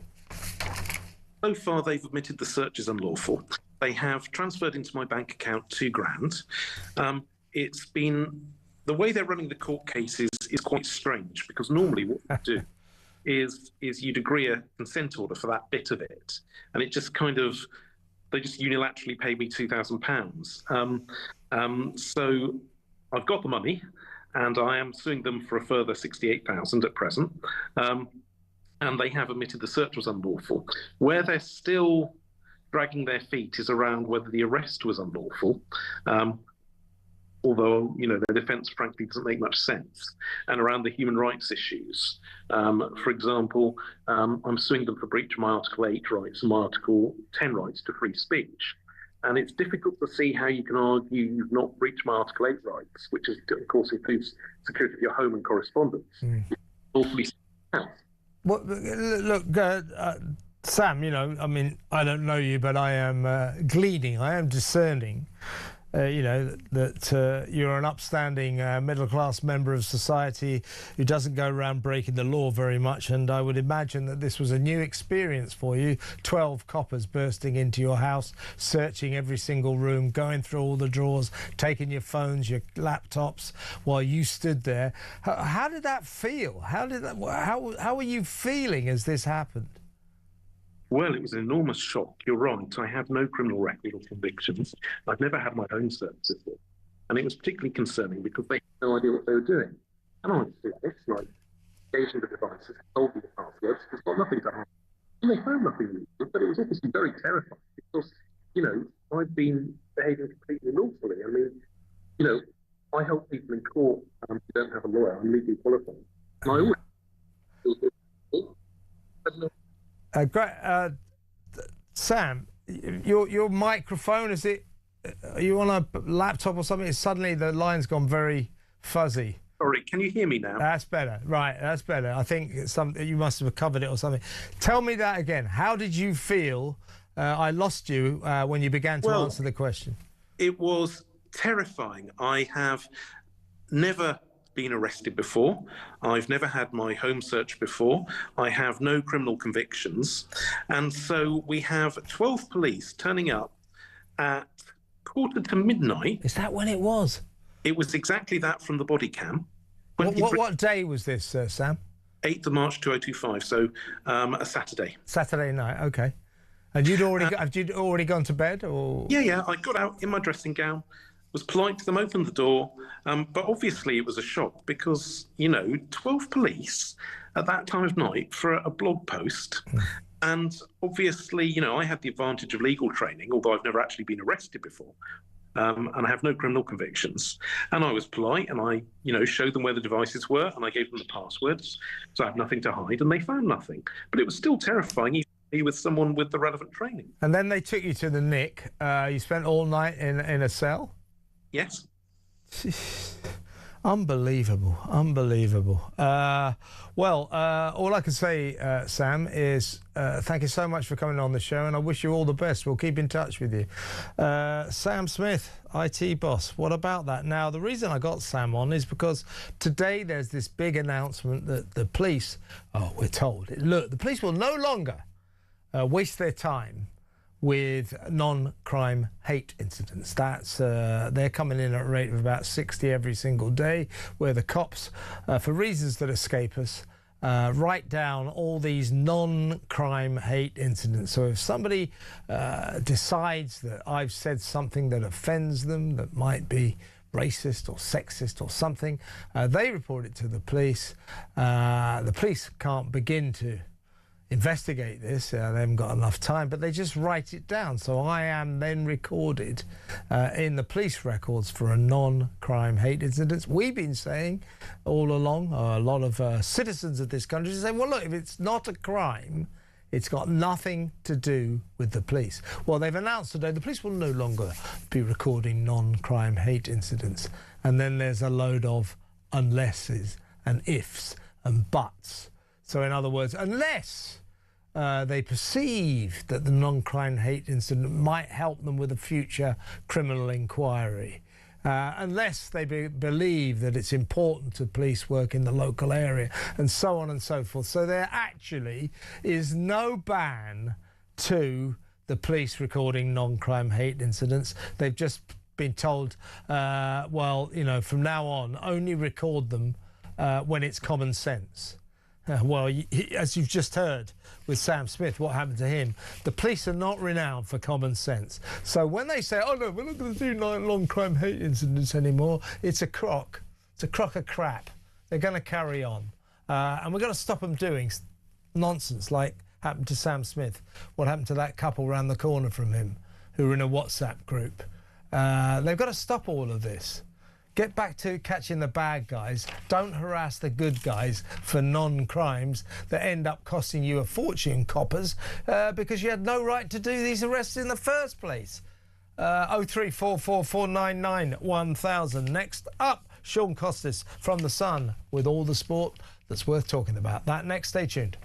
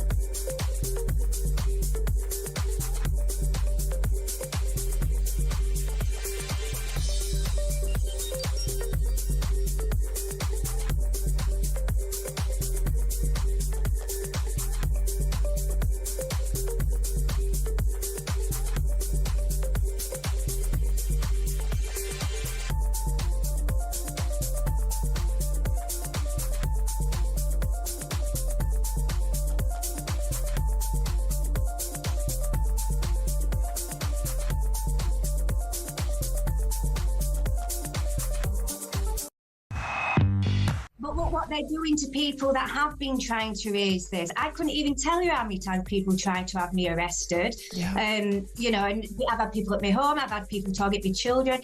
I've been through worse in the last 13 years as an activist for exposing this than what I did as a child. And it's not just me that's going through that. And it's not just a thing of the past either. Anyone that dares to challenge this becomes a target. Yeah. That has to stop.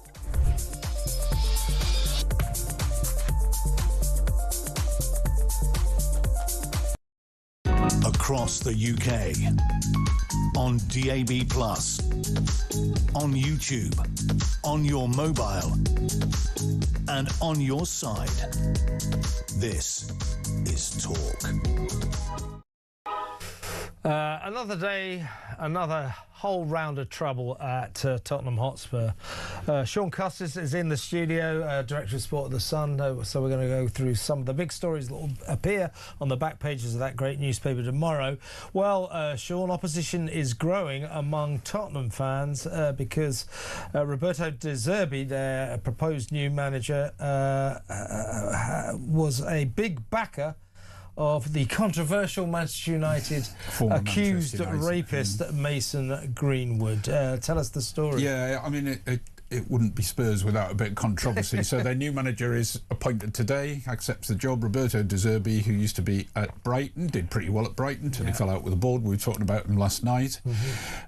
He went off to Marseille, where he had a certain Mr. Greenwood playing for him. And, of course, being the manager who needed to, I suppose you'd say, have to inspire the team, he was, when asked about Greenwood, was supportive of him in press conferences, said he'd paid a heavy price for what did or didn't happen, Your Honour. What he did or didn't do, yeah.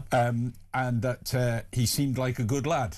The Tottenham Supporters Trust today have come out very strongly against him for the fact he is deemed to support Mason Greenwood. And is thoroughly against his appointment. Now, the Tottenham Supporters Trust is a fans-appointed group. Now, whether that stands for all the fans at Tottenham, it probably doesn't, because if you look on social media, there's quite a few people who say you should let that one go and that he's now the manager of Tottenham, let's get on with it. And I suspect if they win their first game under De Zerbi, then we'll move on. But it is a controversial appointment. It is true to say that De Zerbi was a big supporter of Greenwood, who scored him a lot of goals as well. So maybe you could bring Mason Greenwood to that'd be the ultimate, wouldn't it? And that would be a no-no. There's no way on earth Mason Greenwood can ever play in the Premier League. I mean, we should stress that Mason Greenwood was accused when he was at Man United, was accused of rape and was never charged, I think I'm right in saying, but he did come out and apologise for his behaviour, so there's something murky there. But Tottenham fans saying basically we don't want someone who supported an alleged rapist. Yes. Yeah. The supporters' trust is saying that, but as I say, supporters' trusts are officially appointed fans groups, but does it represent the whole of the Tottenham fan base? It seems like it doesn't when you look at some of the replies on social media. And as with many a football fan, if he keeps Tottenham up, I don't think the fan base, unfortunately, would be too bothered about what went on with Mason Greenwood. Interesting that he doesn't have a relegation clause in this contract, so he's there for 5 years and a bit. So if he gets relegated, he can't say, I'm off. He's got to stay and bring them back up. But of course, De Zerbi is notorious for finding his way out of places, so who knows what would happen. But he's there. He'll be taking his press conference, not this week, I wouldn't have thought. It'll probably be next week, and we shall see what that would bring. I suspect he'll keep them up, Kevin, because I think he's a good manager. I would agree with you. I would say about Mason Greenwood, it's a bit of a tragedy. Clearly, he's got behavioural problems, but he's a beautiful footballer, fantastic footballer. He is a good footballer, but people don't really know or report on it or concentrate on it very much, and that's understandable as well. He won't play for England again. I'm just saying, it's just a shame when a talent like that ends up. He is a talented footballer, but there's no way he can go for the World Cup for England. No. He's tainted. Shame, absolutely. Well, let's move on to your team, Newcastle United. The CEO, the Chief Executive, David Hopkinson, says rather significantly he does not have a stance on the future of head coach Eddie Howe, but the club are not looking to make a change at the moment. I would say that means David Hopkinson does have a stance. Absolutely, he does have a stance, because when Hopkinson first came in, he was right behind Eddie Howe, fully behind him, and in a supportive way, not with a knife in his back. This would suggest Howe's got a 7-game trial to the end of the season, and Newcastle had better pick up, or there's going to be problems. Yeah, I mean, I get that. I mean, he's had some bad results, and Newcastle definitely underperformed this season, but I think he's got a great squad, and he's a great manager. It's suicidal to get rid of someone like Eddie. This guy's come from the outside. He's representing the Saudis. He's already said he wants to see Newcastle winning the league, basically, by 2030. He's laid that marker down. Now he's saying, Mr. Howe, are you the man who's going to win us the league in 2030? I would suggest that as Newcastle fans, none of us expect to win the league by 2030, so Eddie isn't going to be the man, because I don't think anybody can do it.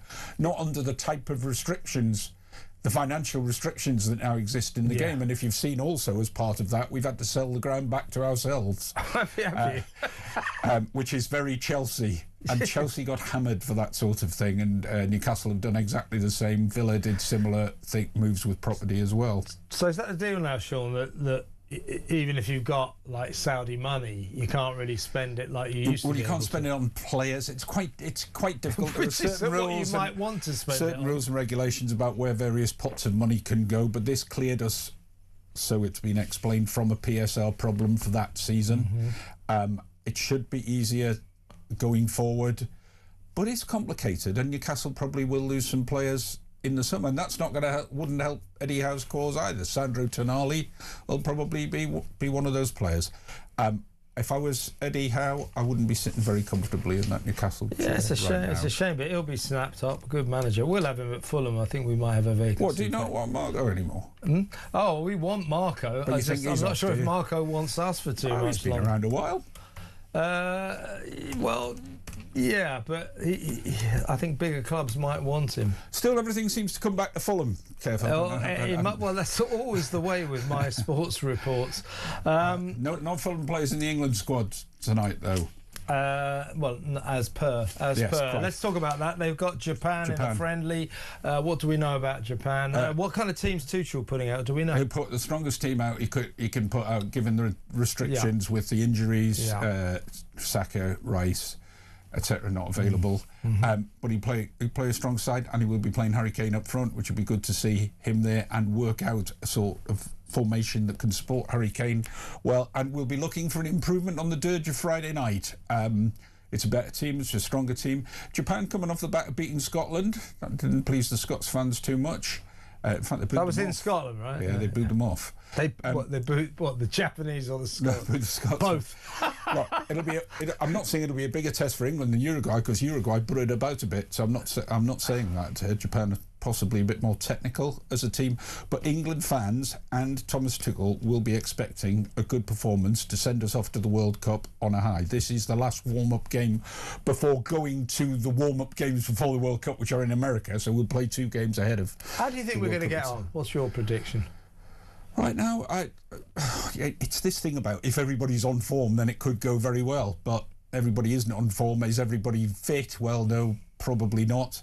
If all things being good, we've got a chance. But all things never are good. Probably not for any team. But if you got an injury to Harry Kane, you'd have no chance. We don't have a Phil Foden in form anymore. But Jude Bellingham, if he's in form, he's been injured, then good. If Declan Rice isn't worn out, because Thomas Tuchel has implied that he's only playing at 70% now because he's worn out. Saka's not in great form, is he, on the wing? Andy Gordon flits in and out. Marcus Rashford doesn't start for Barcelona. I could go on. It's not ideal, is it? Ideal at the moment, but hey, 2 months down the line, we may be in a better position. Let's hope we are. Yeah, usually when you have low expectations, you do very, very well. So you've got low expectations. I've got low expectations. So go England. Sean Custis, Director of Sport at the Sun. Fantastic sport report. All in your favourite newspaper on the back pages tomorrow. That's what I always did as a kid. First thing with the newspaper, go like that. Absolutely. Read the sport. Right, next up, Jake Wallace-Simons joins us to discuss some of the big stories of the day. We need to talk about the Strait of Hormuz, don't we? That next. Stay tuned.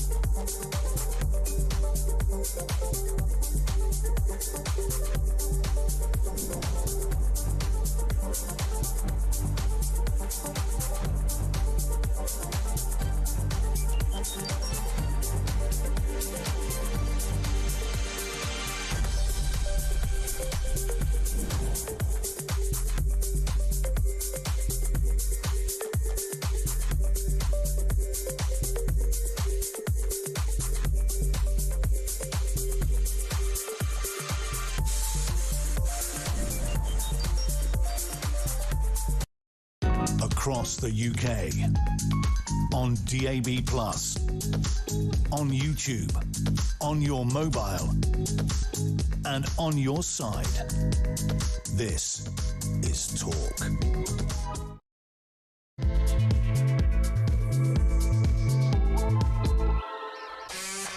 Welcome back. I'll tell you what, I wouldn't like to be Princess Bee or Princess Eugenie, the princess pariahs. The king's not invited them to the royal family's Easter celebrations. They won't be going to church with the royal family, punished for the deeds of their parents. Or were they involved as well? But they certainly seem to be out. They're no longer at the centre of royal events.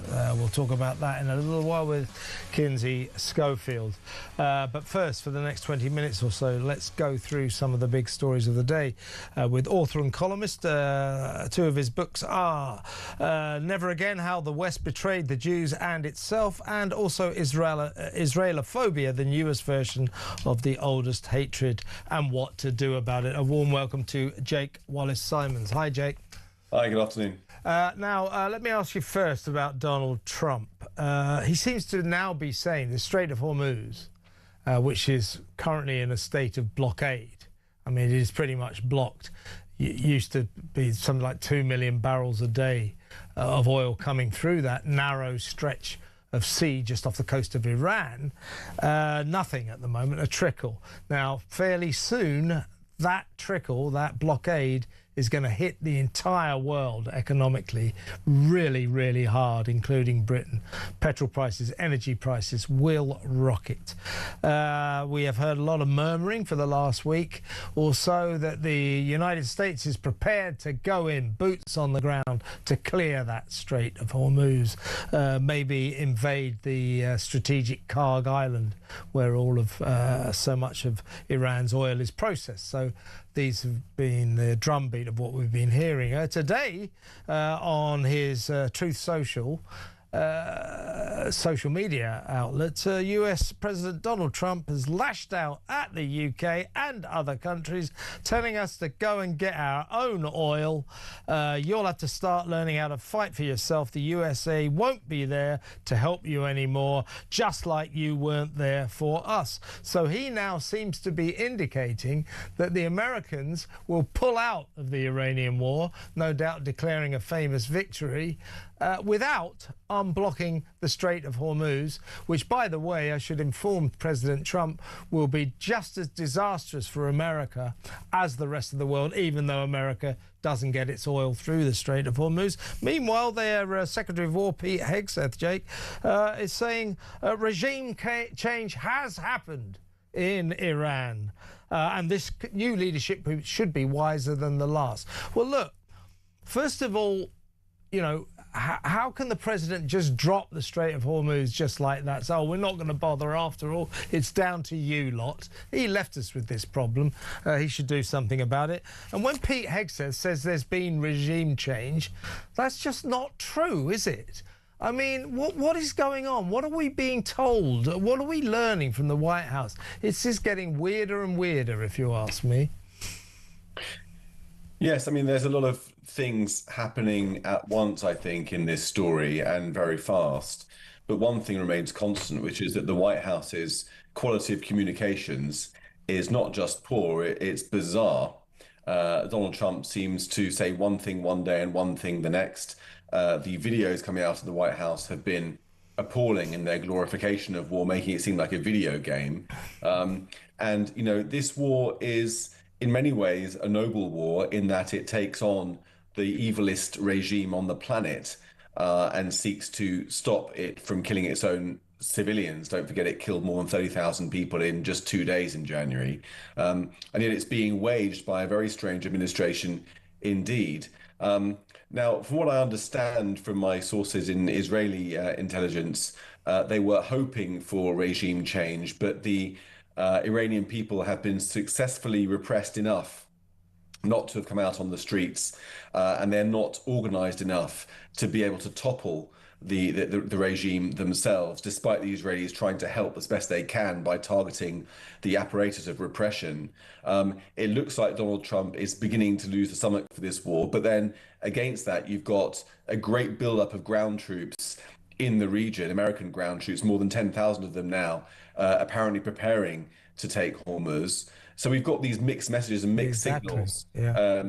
But, you know, I suppose from the president's point of view, he seems to be seeing his communications as part of his strategic attempt to deal with the enemy, giving them one idea and then doing something else. So we're in a way, I get that. having to deal with that. So who knows what's going to happen? Nobody does really, but it does look as if from the build-up of ground forces that the Strait of Hormuz is going to be taken by the Americans. That's my best guess, but we don't really know. But it does need to happen, with us helping or with the NATO nations helping or not. It needs to happen because Trump, his new view seems to be, well, America doesn't get its oil through the Strait of Hormuz. We don't need it. If you need oil, you can come to us. He's not factoring in the fact that if the Strait of Hormuz remains closed, the entire world economy will crash and America will be hit as hard as anyone else. Yeah, it strikes me that what he's really saying is he's making the point that he's been making for many years, even since Trump won, which is that we have not been paying our own way. We've been freeloading on the Americans. We've been living in a luxury state of undermining our own oil production in the North Sea, not fracking, weakening our own economy, bringing our energy prices are the highest in the developed world because of these net zero policies, which are virtue signaling luxuries. And that's what's really getting his goat. And now that it's coming to the crunch, we have left ourselves unable to defend our interests in the Middle East. That's what he's really saying. At the same time, is he going to really pull out and leave, as you say, American interests and world interests and the interests of his Gulf allies severely disrupted by the Strait of Hormuz continuing to be under Iranian control? I mean, if he doesn't open that strait, then the message to the Iranians is, look, America's not going to fight you. You've basically won. I mean, all Iran needs to do to win is to survive, but then what America needs to do to win is to win comprehensively. And so there's an asymmetry there. If the war ends and Iran has shown itself able to defy American military machine and retain the stranglehold over the Strait of Hormuz, then when else is it going to use that stranglehold? The Gulf states, they produce, 20% of the world's oil comes through the Strait of Hormuz, but a far greater proportion of the Gulf states, almost all the Gulf states' oil goes through that channel. Their economies are going to be hugely damaged. They already are hugely damaged by Iran. And if Iran knows it can get away with it, that nobody can stop it, it's going to use that lever again and again into the future. And so it needs to be disavowed of that. It needs to be to have its grip taken off the chokehold of the world economy, and only the Americans can do it. And I think that Trump does know that. So my best guess would be that all this rhetoric is trying to drive home the point that we've left ourselves weak and vulnerable, and we've got to come to our senses, which is a fair point to make in a very Trumpian way. But at the same time, strategically, I can't imagine that he'll pull out now. Yeah, exactly right. Now, you wrote a piece in the Daily Mail on Saturday. My wife got to about paragraph 12 and declared that she was too terrified to continue reading. What it was about was the fact that, in all likelihood, the Iranians already could fire ballistic missiles at London. Don't forget, they got a space program, so that does allow them to penetrate space, stick a warhead on the end of that, and you've got a ballistic missile. So the idea that they can't reach is optimistic, to say the least. So you wrote this big piece about how Britain would react to this. It would react in sheer panic, but it would be the wake-up call that maybe this nation needs, and particularly this government needs, to realise that Keir Starmer's, I took the statesman-like decision not to get involved in this war. I kept you all at peace. That isn't good enough. And you can see, you can feel us palpably being drawn into this war. This is almost a global conflict. We are involved, whether Starmer likes it or not. And there is this fear, Jake, in view of the article you wrote in the Mail, that the government, Keir Starmer and his acolytes, the Defence Secretary, the Cabinet, are not facing the grim reality of the threat we are facing from rogue nations, particularly Iran. Yeah, I'm afraid that the truth is that we're sitting ducks, and we're sitting ducks because successive governments have cut our armed forces and undermined our capabilities that we are now in many ways defenseless. It's not just the Iranian missiles that could reach London, of course, it's Russian missiles as well, equally an enemy of ours. We have pretty much no air defenses of our own. I mean, I'll say that again. We have pretty much no air defences that are functioning. I mean, that's just an incredible thing to say. I mean, we've got our defence budget is the 5th largest in the world. It's much, much bigger than the defence budget that Israel has. And yet Israel has an effective 3-layered air defence that will protect it from local rockets, from all the way up to intercontinental ballistic missiles that will fire down in space with its Arrow system. We've got none of that. We've got Type 45 destroyers, of which only one is working. That has gone to the Middle East. That's the only thing that we've got that's capable of shooting down some missiles. We've got nothing. Our skies are undefended. And not just that, but our armed forces have been hollowed out. We can no longer field a full division into a war. It's been hollowed out beyond belief. Last, I think it was June or May it was, we took part in war games in Estonia, and an entire UK battalion was wiped out by 10 Ukrainian drone operators.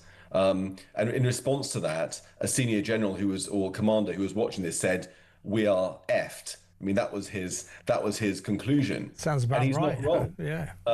And in my piece in the Mail, I envisioned an Iranian attack based upon precedents, things that it's tried in the past. It begins with a double missile attack on our shores, which we know it can reach us now. One on Heathrow, the second on Northwood, on a control centre, throwing us into chaos, killing thousands. And then we have a drone attack, which it may have learned from the Ukrainians on central London. And then we have assassinations. We know that 20 Iranian assassination plots were foiled in 1 year alone by MI5. It's trying to assassinate people all the time in Britain. Then we have a Hezbollah bomb. Hezbollah, of course, is an Iranian-powered militia. Hezbollah bomb on a school in North London. Hezbollah did that some years ago in Argentina, and a Hezbollah bomb factory was uncovered a few years ago in London. And then, of course, we have the Ayatollah calling for lone wolf attacks of the sort that got Salman Rushdie a few years ago. So put all that together, if all that were to happen at once, and we would be in a serious state of disarray and panic, casualties would far outnumber those that lost their lives on 9/11. And that's only Iran. We haven't even started talking about Russia yet. We are living in a week of Sundays. We think that we are at peace, and we're not. We're at war. We just haven't realized it yet. And our armed forces, our government has got to fund the armed forces properly, develop the armed forces into what they used to be, which is a proper deterrent. I mean, you know, had our airbase in Cyprus was hit by a Hezbollah drone. We didn't even do anything about it. We didn't retaliate. I mean, what message are we sending to our enemies? We're saying, attack us again, and we're just going to call for de-escalation. We are absolutely sitting ducks. Yeah, not to mention our soldiers in northern Iraq who share a base with the Americans, who spent 2 days with Iranian drone bombs raining down on them. They ran out of anti-air missiles to stop these bombs. So, you know, 2 days, British soldiers under intense fire from an enemy. And as you say, also on Cyprus, I think they fired 2 missiles at us. We've become a nation that lets enemies fire bombs at us, and we do nothing about it. We've got to stop this. We've got to send the message. That's right. You can't screw with us. You can't just let foreign countries do this. Before you go, Jake, I can get you on another issue. There have been negotiations going on between the British and the French with a view to renewing the 3-year deal that we've had with France to patrol, for the gendarmes to patrol their northern French beaches, with a view to stopping the boats and the migrants crossing the channel. Over the past 3 years, we gave them £500 million. 3-year deal. Rishi Sunak sealed that deal. They've only stopped 37% of the boats and the migrants, so their success rate was pretty damn low. We are currently renegotiating this deal, and Shabana Mahmood, the Home Secretary, has entered into the mix. She said, well, look, what I want in our new contract is this. I want a performance clause, that you get paid by results, pay per view, if you like. You know, you only get paid according to the number of migrants and boats that you stop. The French, not surprisingly, who like to stand on the beach smoking Gaulois, saying goodbye, au revoir to the migrants, enjoy England, won't you? That's pretty much what they do. The French are resisting this. They don't want a performance deal, a pay-as-you-go deal. So what's happened is, because this deal was about to run out, they've done an emergency 2-month arrangement just to keep the talks going. But if we do not put in a performance clause, what is the point of giving the French £500 million for them to not stop many migrants or boats? What's the point? Yeah, I mean, in my view, we're putting the cart before the horse here. I mean, I think we should save that £500 million and stop our island from being an incentive for people to come over here. Use that £500 million to build a big pop-up prison on the Isle of Skye, somewhere out the way in the north, based on the Nightingale Hospital. Remember those during COVID, those emergency hospitals that were built and never used? Something like that. When migrants land ashore, ship them up there, put them in that prison. I mean, after all, they have broken the law by entering this country illegally. Treat them humanely, but with no luxuries. Don't give them mobile phones. Don't give them private healthcare. Don't give them takeaway meals. Don't allow them to work for Deliveroo. Don't allow them to mingle in the community. Don't allow them to flirt with schoolgirls. And don't allow them to have a hotel room, for goodness sake. Put them up there in that prison camp. And I tell you, that flow of migrants would pretty quickly diminish. And they wouldn't have to worry about the French, which is the cherry on the cake. Well said, Jake. Listen, I wasn't going to bother you with Scott Mills, the BBC current scandal, but I am going to now because the paper you write for, The Telegraph, has broken something quite significant. My question, you're aware of the drama going on that Scott Mills, the Radio 2 breakfast show host, 7 million listeners, massive show, was yesterday summarily sacked to do with his personal conduct involving a relationship 10 years ago, we now know, with a teenage boy who was underage. He was under the age of 16. There were serious sexual offences alleged to have been committed by Scott Mills, but the police did drop the case. They said they didn't have enough evidence. So our question to the BBC has been all the way through this. Yes, you acted swiftly, but when you gave this guy, Scott Mills, the very key, one of the top jobs in the corporation, hosting the biggest show on the radio, the Radio 2 breakfast show, did you know that he had been quizzed by police about alleged crimes involving an underage teenager? They have failed to get back to us or other media organisations with that key question. This has just broken, Jake, which is what I want to get your reaction to. The Telegraph can reveal that a former BBC presenter contacted the corporation in May 2025 to say she had received information about alleged inappropriate communications involving Mills and asked whether the broadcaster was ever aware of or involved in any related matters. The BBC, with a view to that, has admitted that it knew of allegations, these allegations against Scott Mills, almost a year ago, but failed to investigate. We've got another BBC scandal on our hands. This is another cover-up, isn't it? It is indeed. I mean, BBC scandals seem to come in 3 shades. There's the shade that's anti-Semitism. That happens with depressing regularity. There's the shade which is an obsession with Donald Trump and making him look even worse than he is. You know, he's bad enough without having to exaggerate it by fabricating news reports.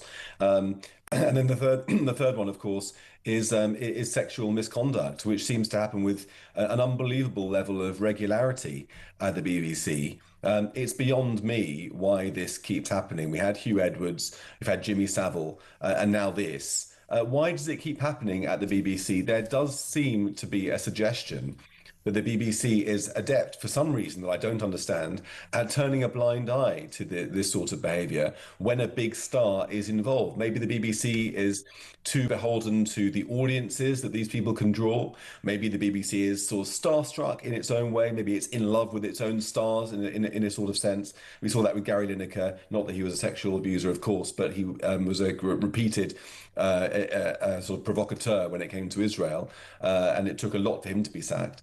The BBC does seem to be very slow and very reluctant to actually enforce its own guidelines and public standards against its big stars, even when they engage in what appears to be allegedly some quite serious sexual offences on the face of it. So yeah, the BBC, there's something deeply wrong with the culture of the BBC, not just with regard to anti-Semitism and Donald Trump, but also sexual misconduct as well. Well, Scott Mills was clearly investigated for what the police described as alleged serious sexual offences. We now know they involved a boy who was under the age of 16, so an underage kid. So therefore, there's a paedophile element to this. The corporation claimed yesterday that it terminated Mills's contract as soon as it became aware of the allegations. But this is not the case because Anna Brees, a freelance journalist, asked the BBC in May 2025 about these allegations. So they are now, the BBC is now admitting that her information, this freelance journalist's information, quotes, should have been followed up and we should have asked further questions. We apologise for this and we'll look into why this did not happen. It's just Hugh Edwards all over again, isn't it? It is, yeah. And, you know, I've dealt with the BBC quite a lot, particularly on the anti-Semitism side, on reporting that and revealing various aspects of that over the years. And they always respond with a cover-up. They never respond in the transparent way that a national broadcaster funded by the licence fee pair with a commitment to impartiality should respond. They respond like an organisation trying to cover its own backside, protect its own, and get itself out of trouble, even if that means developing a flexible relationship with the truth, not revealing information that it has, covering stuff up. I mean, that seems to be how they respond. And, you know, the way the BBC responded with regard to the Trump revelations, which was to make accusations of being the victims of a right-wing plot, confirmed that they're not impartial, they're a left-wing organisation.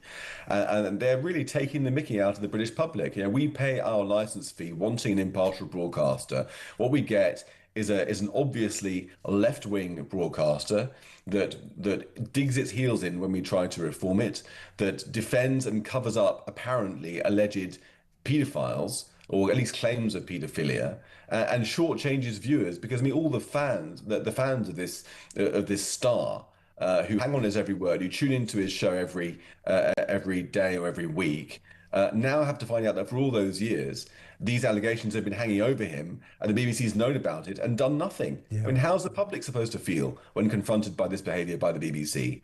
The BBC needs root and branch reform, I'm afraid. They're taking us all for fools. They really are, and their attitude to life seems to be take £175 a year off those suckers, those plebs, those proles out there, and then keep secrets from them. That is not good enough. The question we've been asking, Jake, which is a very simple question, is when you appointed this guy, Scott Mills, to this extremely important job, one of the top jobs in the entire corporation, for £360,000 a year, did you know that he had been investigated for alleged serious sexual offences against an underage boy? Did you know that? Or did you not?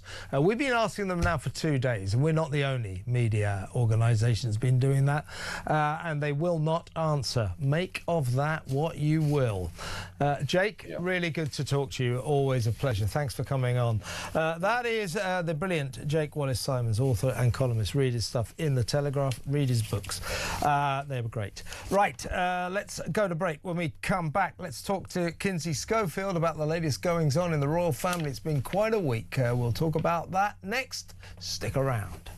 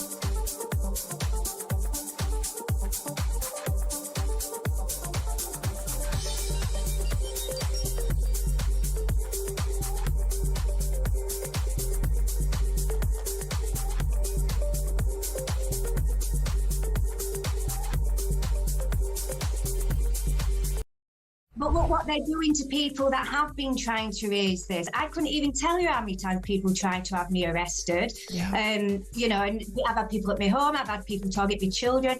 I've been through worse in the last 13 years as an activist for exposing this than what I did as a child. Yeah, and it's not just me that's going through that. And it's not just a thing of the past either. Anyone that dares to challenge this becomes a target. Yeah. That has to stop.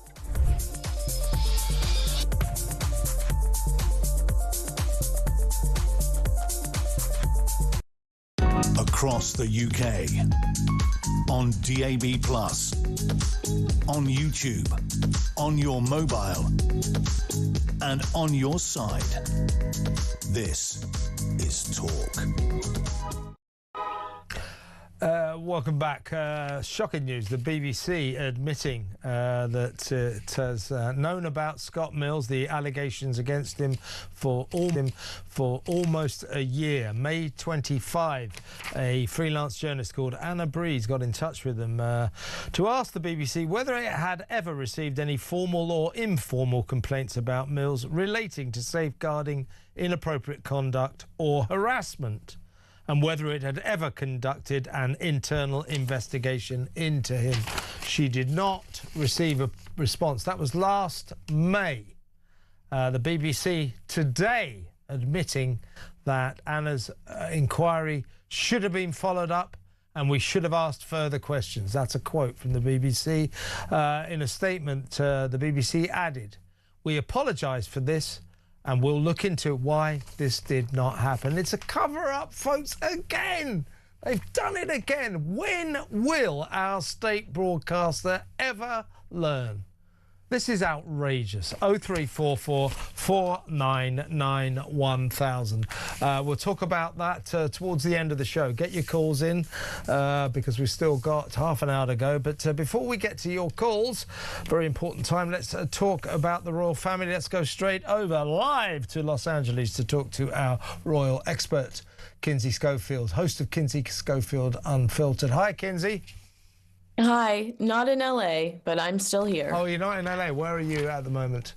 I'd rather not say, but I'm in the United States of America. Yeah. Okay. Great country.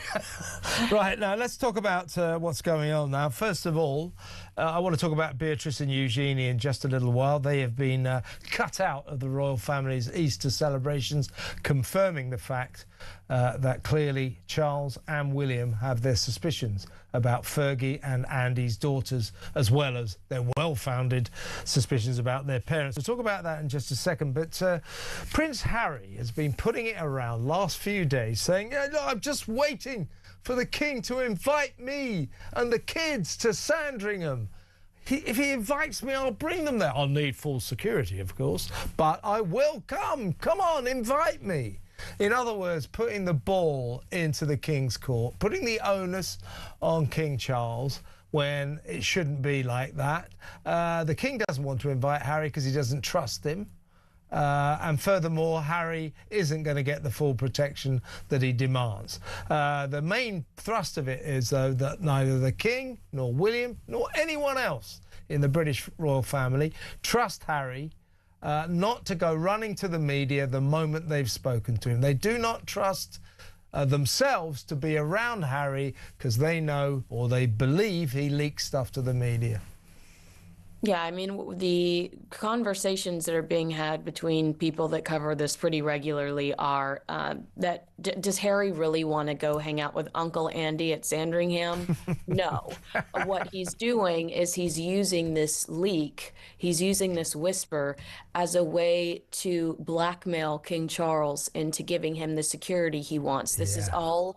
This looks like extortion because he's basically had his friends say Harry doesn't feel safe enough to bring Meghan and the kids to visit the king, when we all know for a fact that Harry's current Ravik protocol is that he gives Ravik 30 days notice, tells them exactly what his schedule is going to be, what the itinerary will be, and Ravik steps back, determines what type of security he will need based on those circumstances.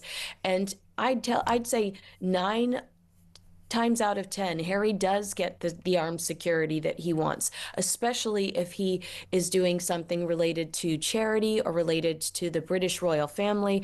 If he wanted to visit his father, he could pick up the phone, call his father, and say, "I'd like to see you." And then Ravik would make a decision around that. It does not have to be a specific invite from the king. He's trying to force his father's hand. He wants his father to get involved in the Ravik security debate, and he's trying to make his father look bad and feel guilty at the same time with this whisper to the Times about how he wants to spend the summer with him. I mean, really, truly, what are the odds that he wants to be so close to Andrew this summer? I think very little. I think it's all about forcing his father's hand because Harry's getting nervous that Ravik hasn't sided in his favor, which in January, some of his associates leaked to the Daily Mail that they already had sided in his favor. And it's looking more and more like that's actually not the case as time goes on. It isn't the case. It isn't the case. He's been leaking that, oh, yeah, they're about to come down in my favour. Ravik, of course, I should explain for those who are not aware, is the security board that sits to decide on matters of royal security. And as we know, Harry believes that he should get automatic armed police protection when he visits this country. But the system is, if you're not a frontline royal, you don't get that. End of story. And in terms of this invitation that he keeps bandying around that the king has failed to make to him and the kids, it's like, you want to see your grandchildren? Why don't you invite us? This is classic Harry, passing the buck, making his dad look bad when it's really his fault. It's his fault that the king has not seen his grandchildren for, what is it now, for 2-3 years, because he won't bring them to Britain because he believes his family, his kids and him are at risk if he brings them here, which is absolutely ridiculous because he lives in a country full of guns with a much higher murder rate than Britain. He goes to dangerous countries like Nigeria, Jordan, Colombia, Ukraine, in his time off. He goes to all of those countries, but apparently Britain is not safe enough for him and his kids, and his dad should do something about it, and his dad should invite him. It's just like, just leave the king alone, Harry. He's got his problems. He's got health problems. Stop doing this to him. It's not reasonable. It is really bad behaviour. It's rude. Don't you think, Kinsley?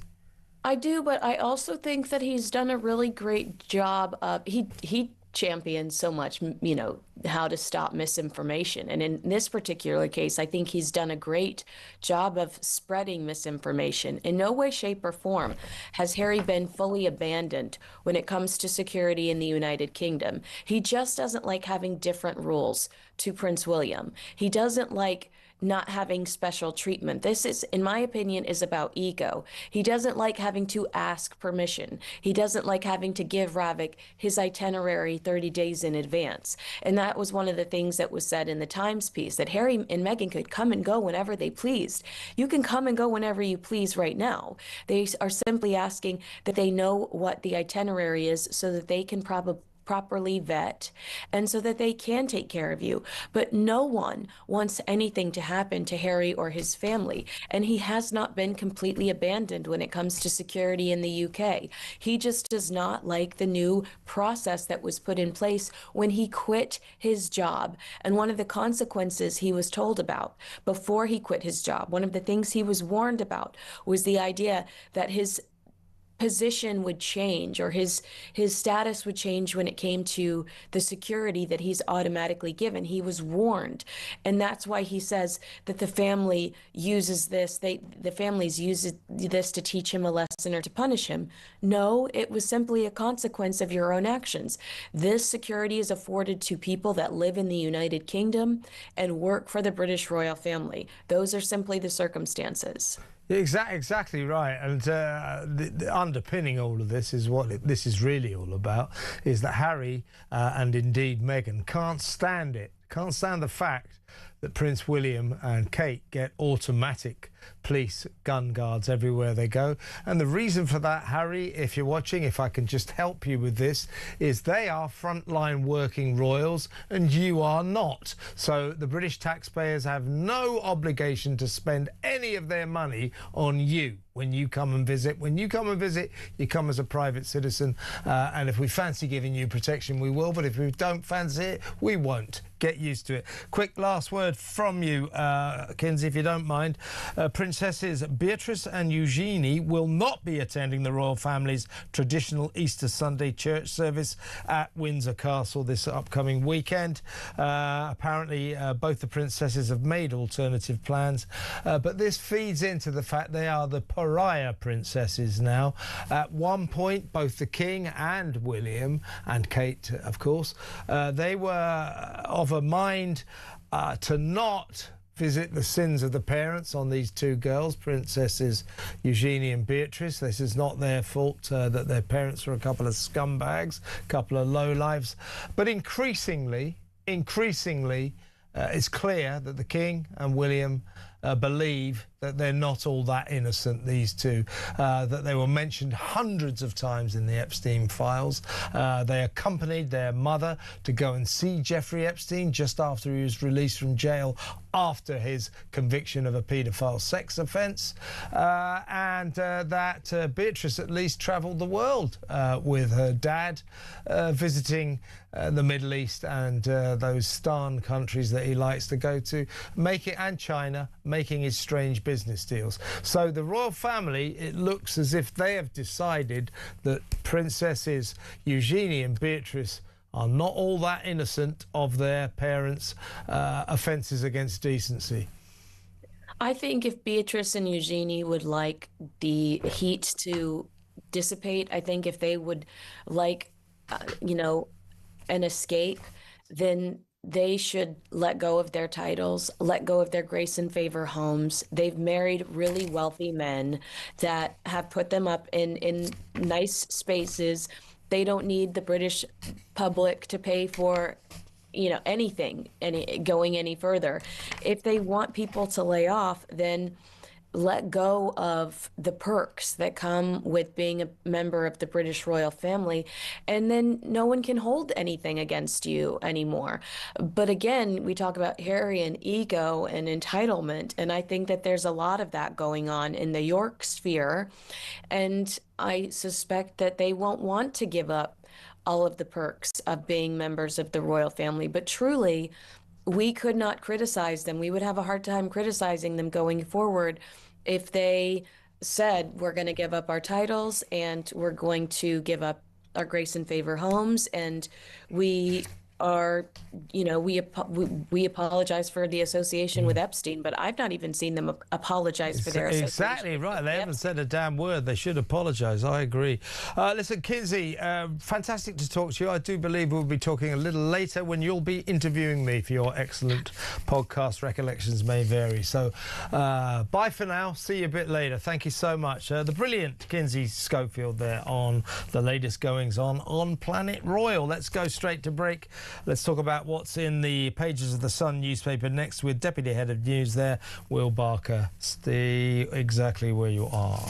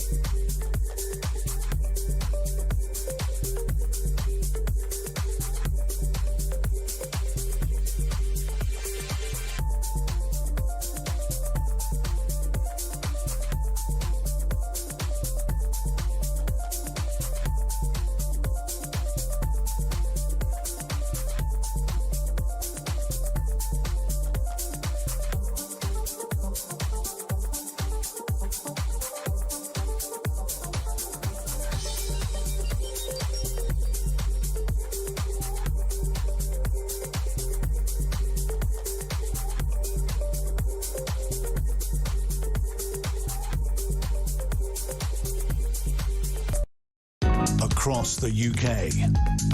On DAB+, on YouTube, on your mobile, and on your side. This is Talk. Welcome back. We're talking about Scott Mills with Will Barker, Deputy Head of News at The Sun. Going to go through what's in their paper tomorrow. And, of course, Scott Mills, the ex-breakfast DJ on Radio 2, will be looming large in your pages, Will. You got a line, fascinating line, saying BBC bosses were last night facing demands to explain why they kept Scott Mills on air while he was being probed for sex offences with a boy under the age of 16, only to fire him 7 years later. So you're contending that the BBC, we've been trying to get an answer from them, did know about his problems back then. I mean, so obviously the bomb... He was on Radio 1 then, wasn't he? Yeah, so obviously the bomb on the drop yesterday, we've been trying to sort of unpick it all, so we've now had a good 36 hours to kind of to pull it all apart, and I think we understand that the BBC did know about this, and that I think you mentioned there was a Telegraph piece earlier on saying that they certainly knew a year ago, and they're apologising for not doing anything. Yes, but we understand that they were informed at the time that he was being quizzed, that they were aware of this, but did nothing. But then 7 years down the line, they've now very summarily sort of got rid of him. Well, it's very important to stress, that Scott Mills was investigated by the police 2016 for allegations of alleged serious sexual offences against an underage boy under the age of 16. That much we know. We've been trying to establish all day from the BBC. Did you know about this when you appointed him to the key role of the biggest show on BBC Radio, biggest show in British radio, which is hosting the BBC Radio 2 breakfast show, 7 million viewers and all this? We've had no answer, but you're indicating they did know. Well, we think they did, yeah. I mean, and that's sort of then putting the spotlight on them. MPs and various commentators are now sort of suggesting what has changed, what's the difference in this 7 years? Why was it sort of nodded through then? But and I think the simple answer is that the guidelines from after Hugh Edwards and the like have hugely changed, and so they're now it's sort of popped back up again, and they've just sort of got rid of him straight away. Well, Hugh Edwards, who's been through his own problems at the BBC, his own paedophile problems, he's liked a social media post today about the, quotes, stressful situation being faced by Scott Mills, something he knows all about. But it does remind us that here we go again. No, exactly. I mean, let's call it what it is. These were allegations made against Scott Mills. The police did not proceed with the prosecution due to lack of evidence, so he was never criminally charged or convicted or anything. So the whole case was dropped against him.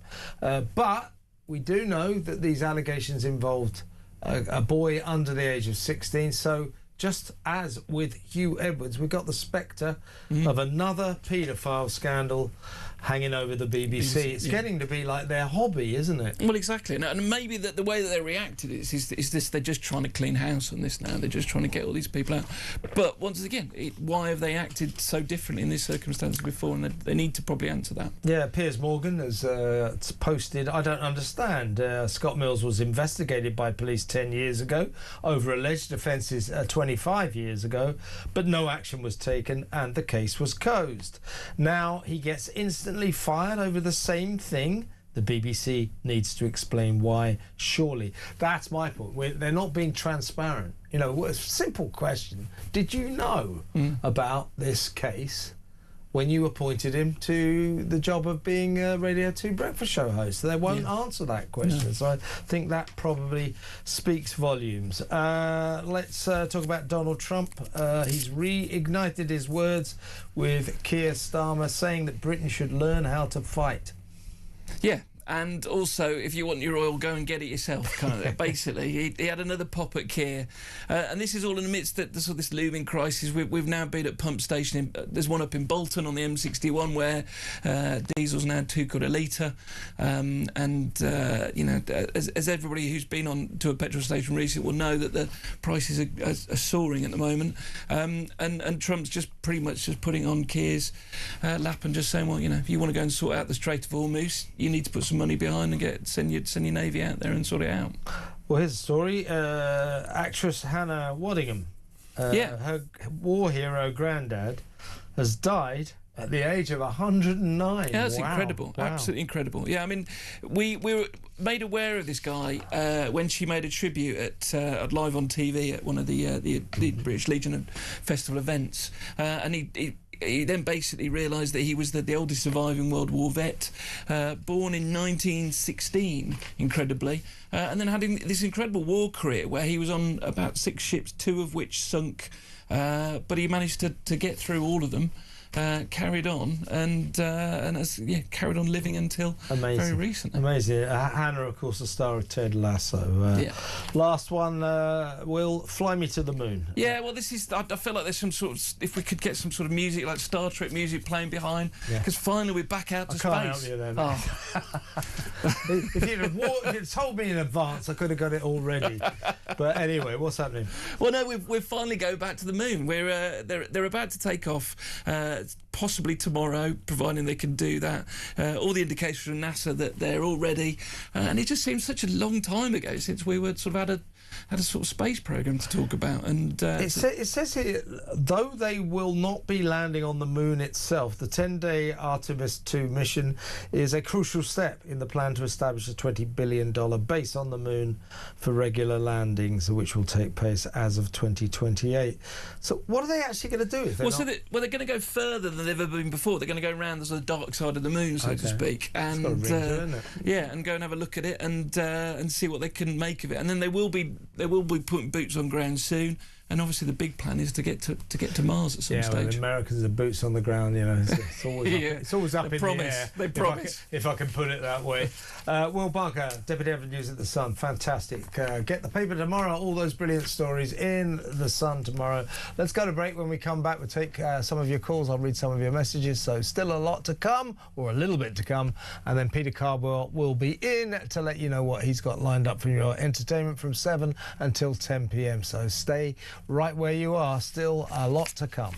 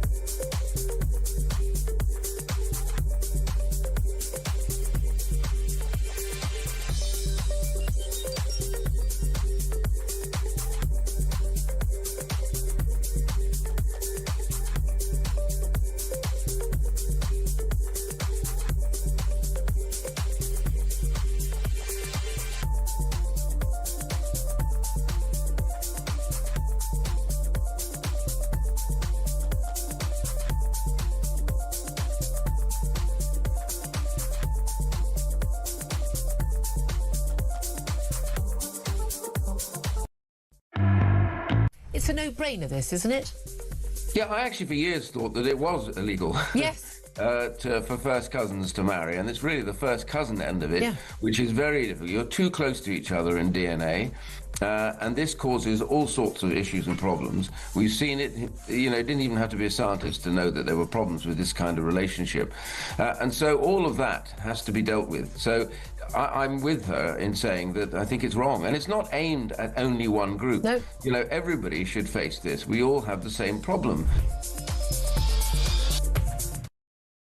Across the UK, on DAB+, on YouTube, on your mobile, and on your side. This is Talk. Here's a story. Already a few messages before we go to the phones. There's Teresa. My children, aged 9 and 10, get told they are not to mention Donald Trump, in school because he's a terrible man in school. Absolutely disgraceful. Teachers are allowed to push their left-wing agenda onto the kids. Talking about that earlier with a view to the National Education Union, the teachers, all down in Brighton now, not talking about teachers' rights, not talking about how to teach kids, not talking about wages, workers' rights, all of that, talking about fighting racism, fascism, far-right extremism and stopping Reform UK becoming the government, the next government. What's that got to do with workers' rights? MG from Staffordshire says teaching unions have changed a lot since I was one many years ago. Everyone has a right to vote for who they like. Teachers should not be trying to influence voters. Here's one. This is from Paul in Margate. He says, hi Kev, talking about Sam Smith, the IT boss who got arrested and banged up by 12 coppers for criticising the police in a blog in a perfectly legal way. So Paul from Margate says, I would have believed Sam Smith's harrowing story had it happened in Vladivostok, but that it actually occurred in leafy Hertfordshire is unbelievable. Honestly, mate, this country is finished. And don't get me started about the Teachers Union Conference. Thank God for alcohol. Great show. Drink responsibly, folks, though. Thanks, Paul. Good message. Let's go to the phones. Let's talk to Patricia in Worcestershire. Hello, Patricia. What would you like to say? Well, I would like to say I'm horrified as to what the teaching unions are doing now. I started teaching in 1974. 39 years, right. Dedicated to the service, and teachers were always trusted. I was always trusted. I wasn't questioned because I had high standards, and politics shouldn't have come into it at all. My husband spent 30 years in secondary school teaching. I think parents need to scrutinise what's going on in schools nowadays and complain, because we can't trust teachers anymore. Yeah, I agree with you, Patricia. Now, when you heard the story about what's happening with the National Education Union down in Brighton, they're all talking about far-right extremism and fighting racism and fascism and stopping Nigel Farage becoming Prime Minister. It certainly feeds into the fear and the suspicion that these teachers go back to their classrooms and brainwash the kids towards a kind of left-wing way of thinking. Just get on with teaching them. Get on with expanding their minds. It isn't the teacher's job, as I'm sure you will confirm, to tell the kids what to think. A teacher's job is to expand their minds to the point where they can make up their own minds about who they want to support politically. Am I right? Absolutely. I mean, what's Zach Polanski doing there? Exactly. The mind boggles. It really does. Absolutely. But I would ask all parents to really scrutinise, because otherwise it's going to go on and they're not going to know about it. Patricia, I wish we still had teachers like you, but I'm afraid that people like you and your husband are a dying breed. But really good to hear from you. Thank you so much. Patricia in Worcestershire, their former teacher. Roy in Edinburgh. Hello, Roy. What would you like to say? What is the point of having this? Hello, Roy. Yeah. Hello. Yeah. Just wondering, what's the point of having GB Energy? What is the point? We're not drilling for oil or going for gas or anything like that. Well, they were supposed to employ like 650,000 people. I think they've got about 6 employees at the moment. And exactly what they're doing, no one knows. It's an absolute con as far as I can work out, Roy. And there you got the Prime Minister calling emergency meetings saying, what else can the government do? Start drilling, start fracking, right? I'll tell you what the government could do. They could do away with the fuel duty. Exactly right. There are so many things the government can do, and yet the Prime Minister's acting like he's reached the end of the rope and he's appealing to oil and petrol companies. What can we do? Start drilling, start fracking, bring down our energy prices. Roy, I've got to go, but really good to talk to you. Call me again soon. That's Roy in Edinburgh. Peter Cardwell's in the studio. Hello, Kevin. How you doing? I'm OK. What's on your show, mate? Good. Well, we're talking about Scott Mills. Who knew what when? I mean, given that the BBC now apparently knew about these allegations a year ago. Well, the Sun is going on? The Sun is reporting, just had Will Barker, Deputy Head of News, they're reporting that they've known all along, that they've known right from the start. And why was he sacked now? So this is a cover-up. Well, exactly, and it's the BBC now in the frame far more than Scott Mills. Also, if you're accused of something and then there is no prosecution, well, should he be sacked for that? There's something they're not telling us. Well, exactly right. What is that? We've been putting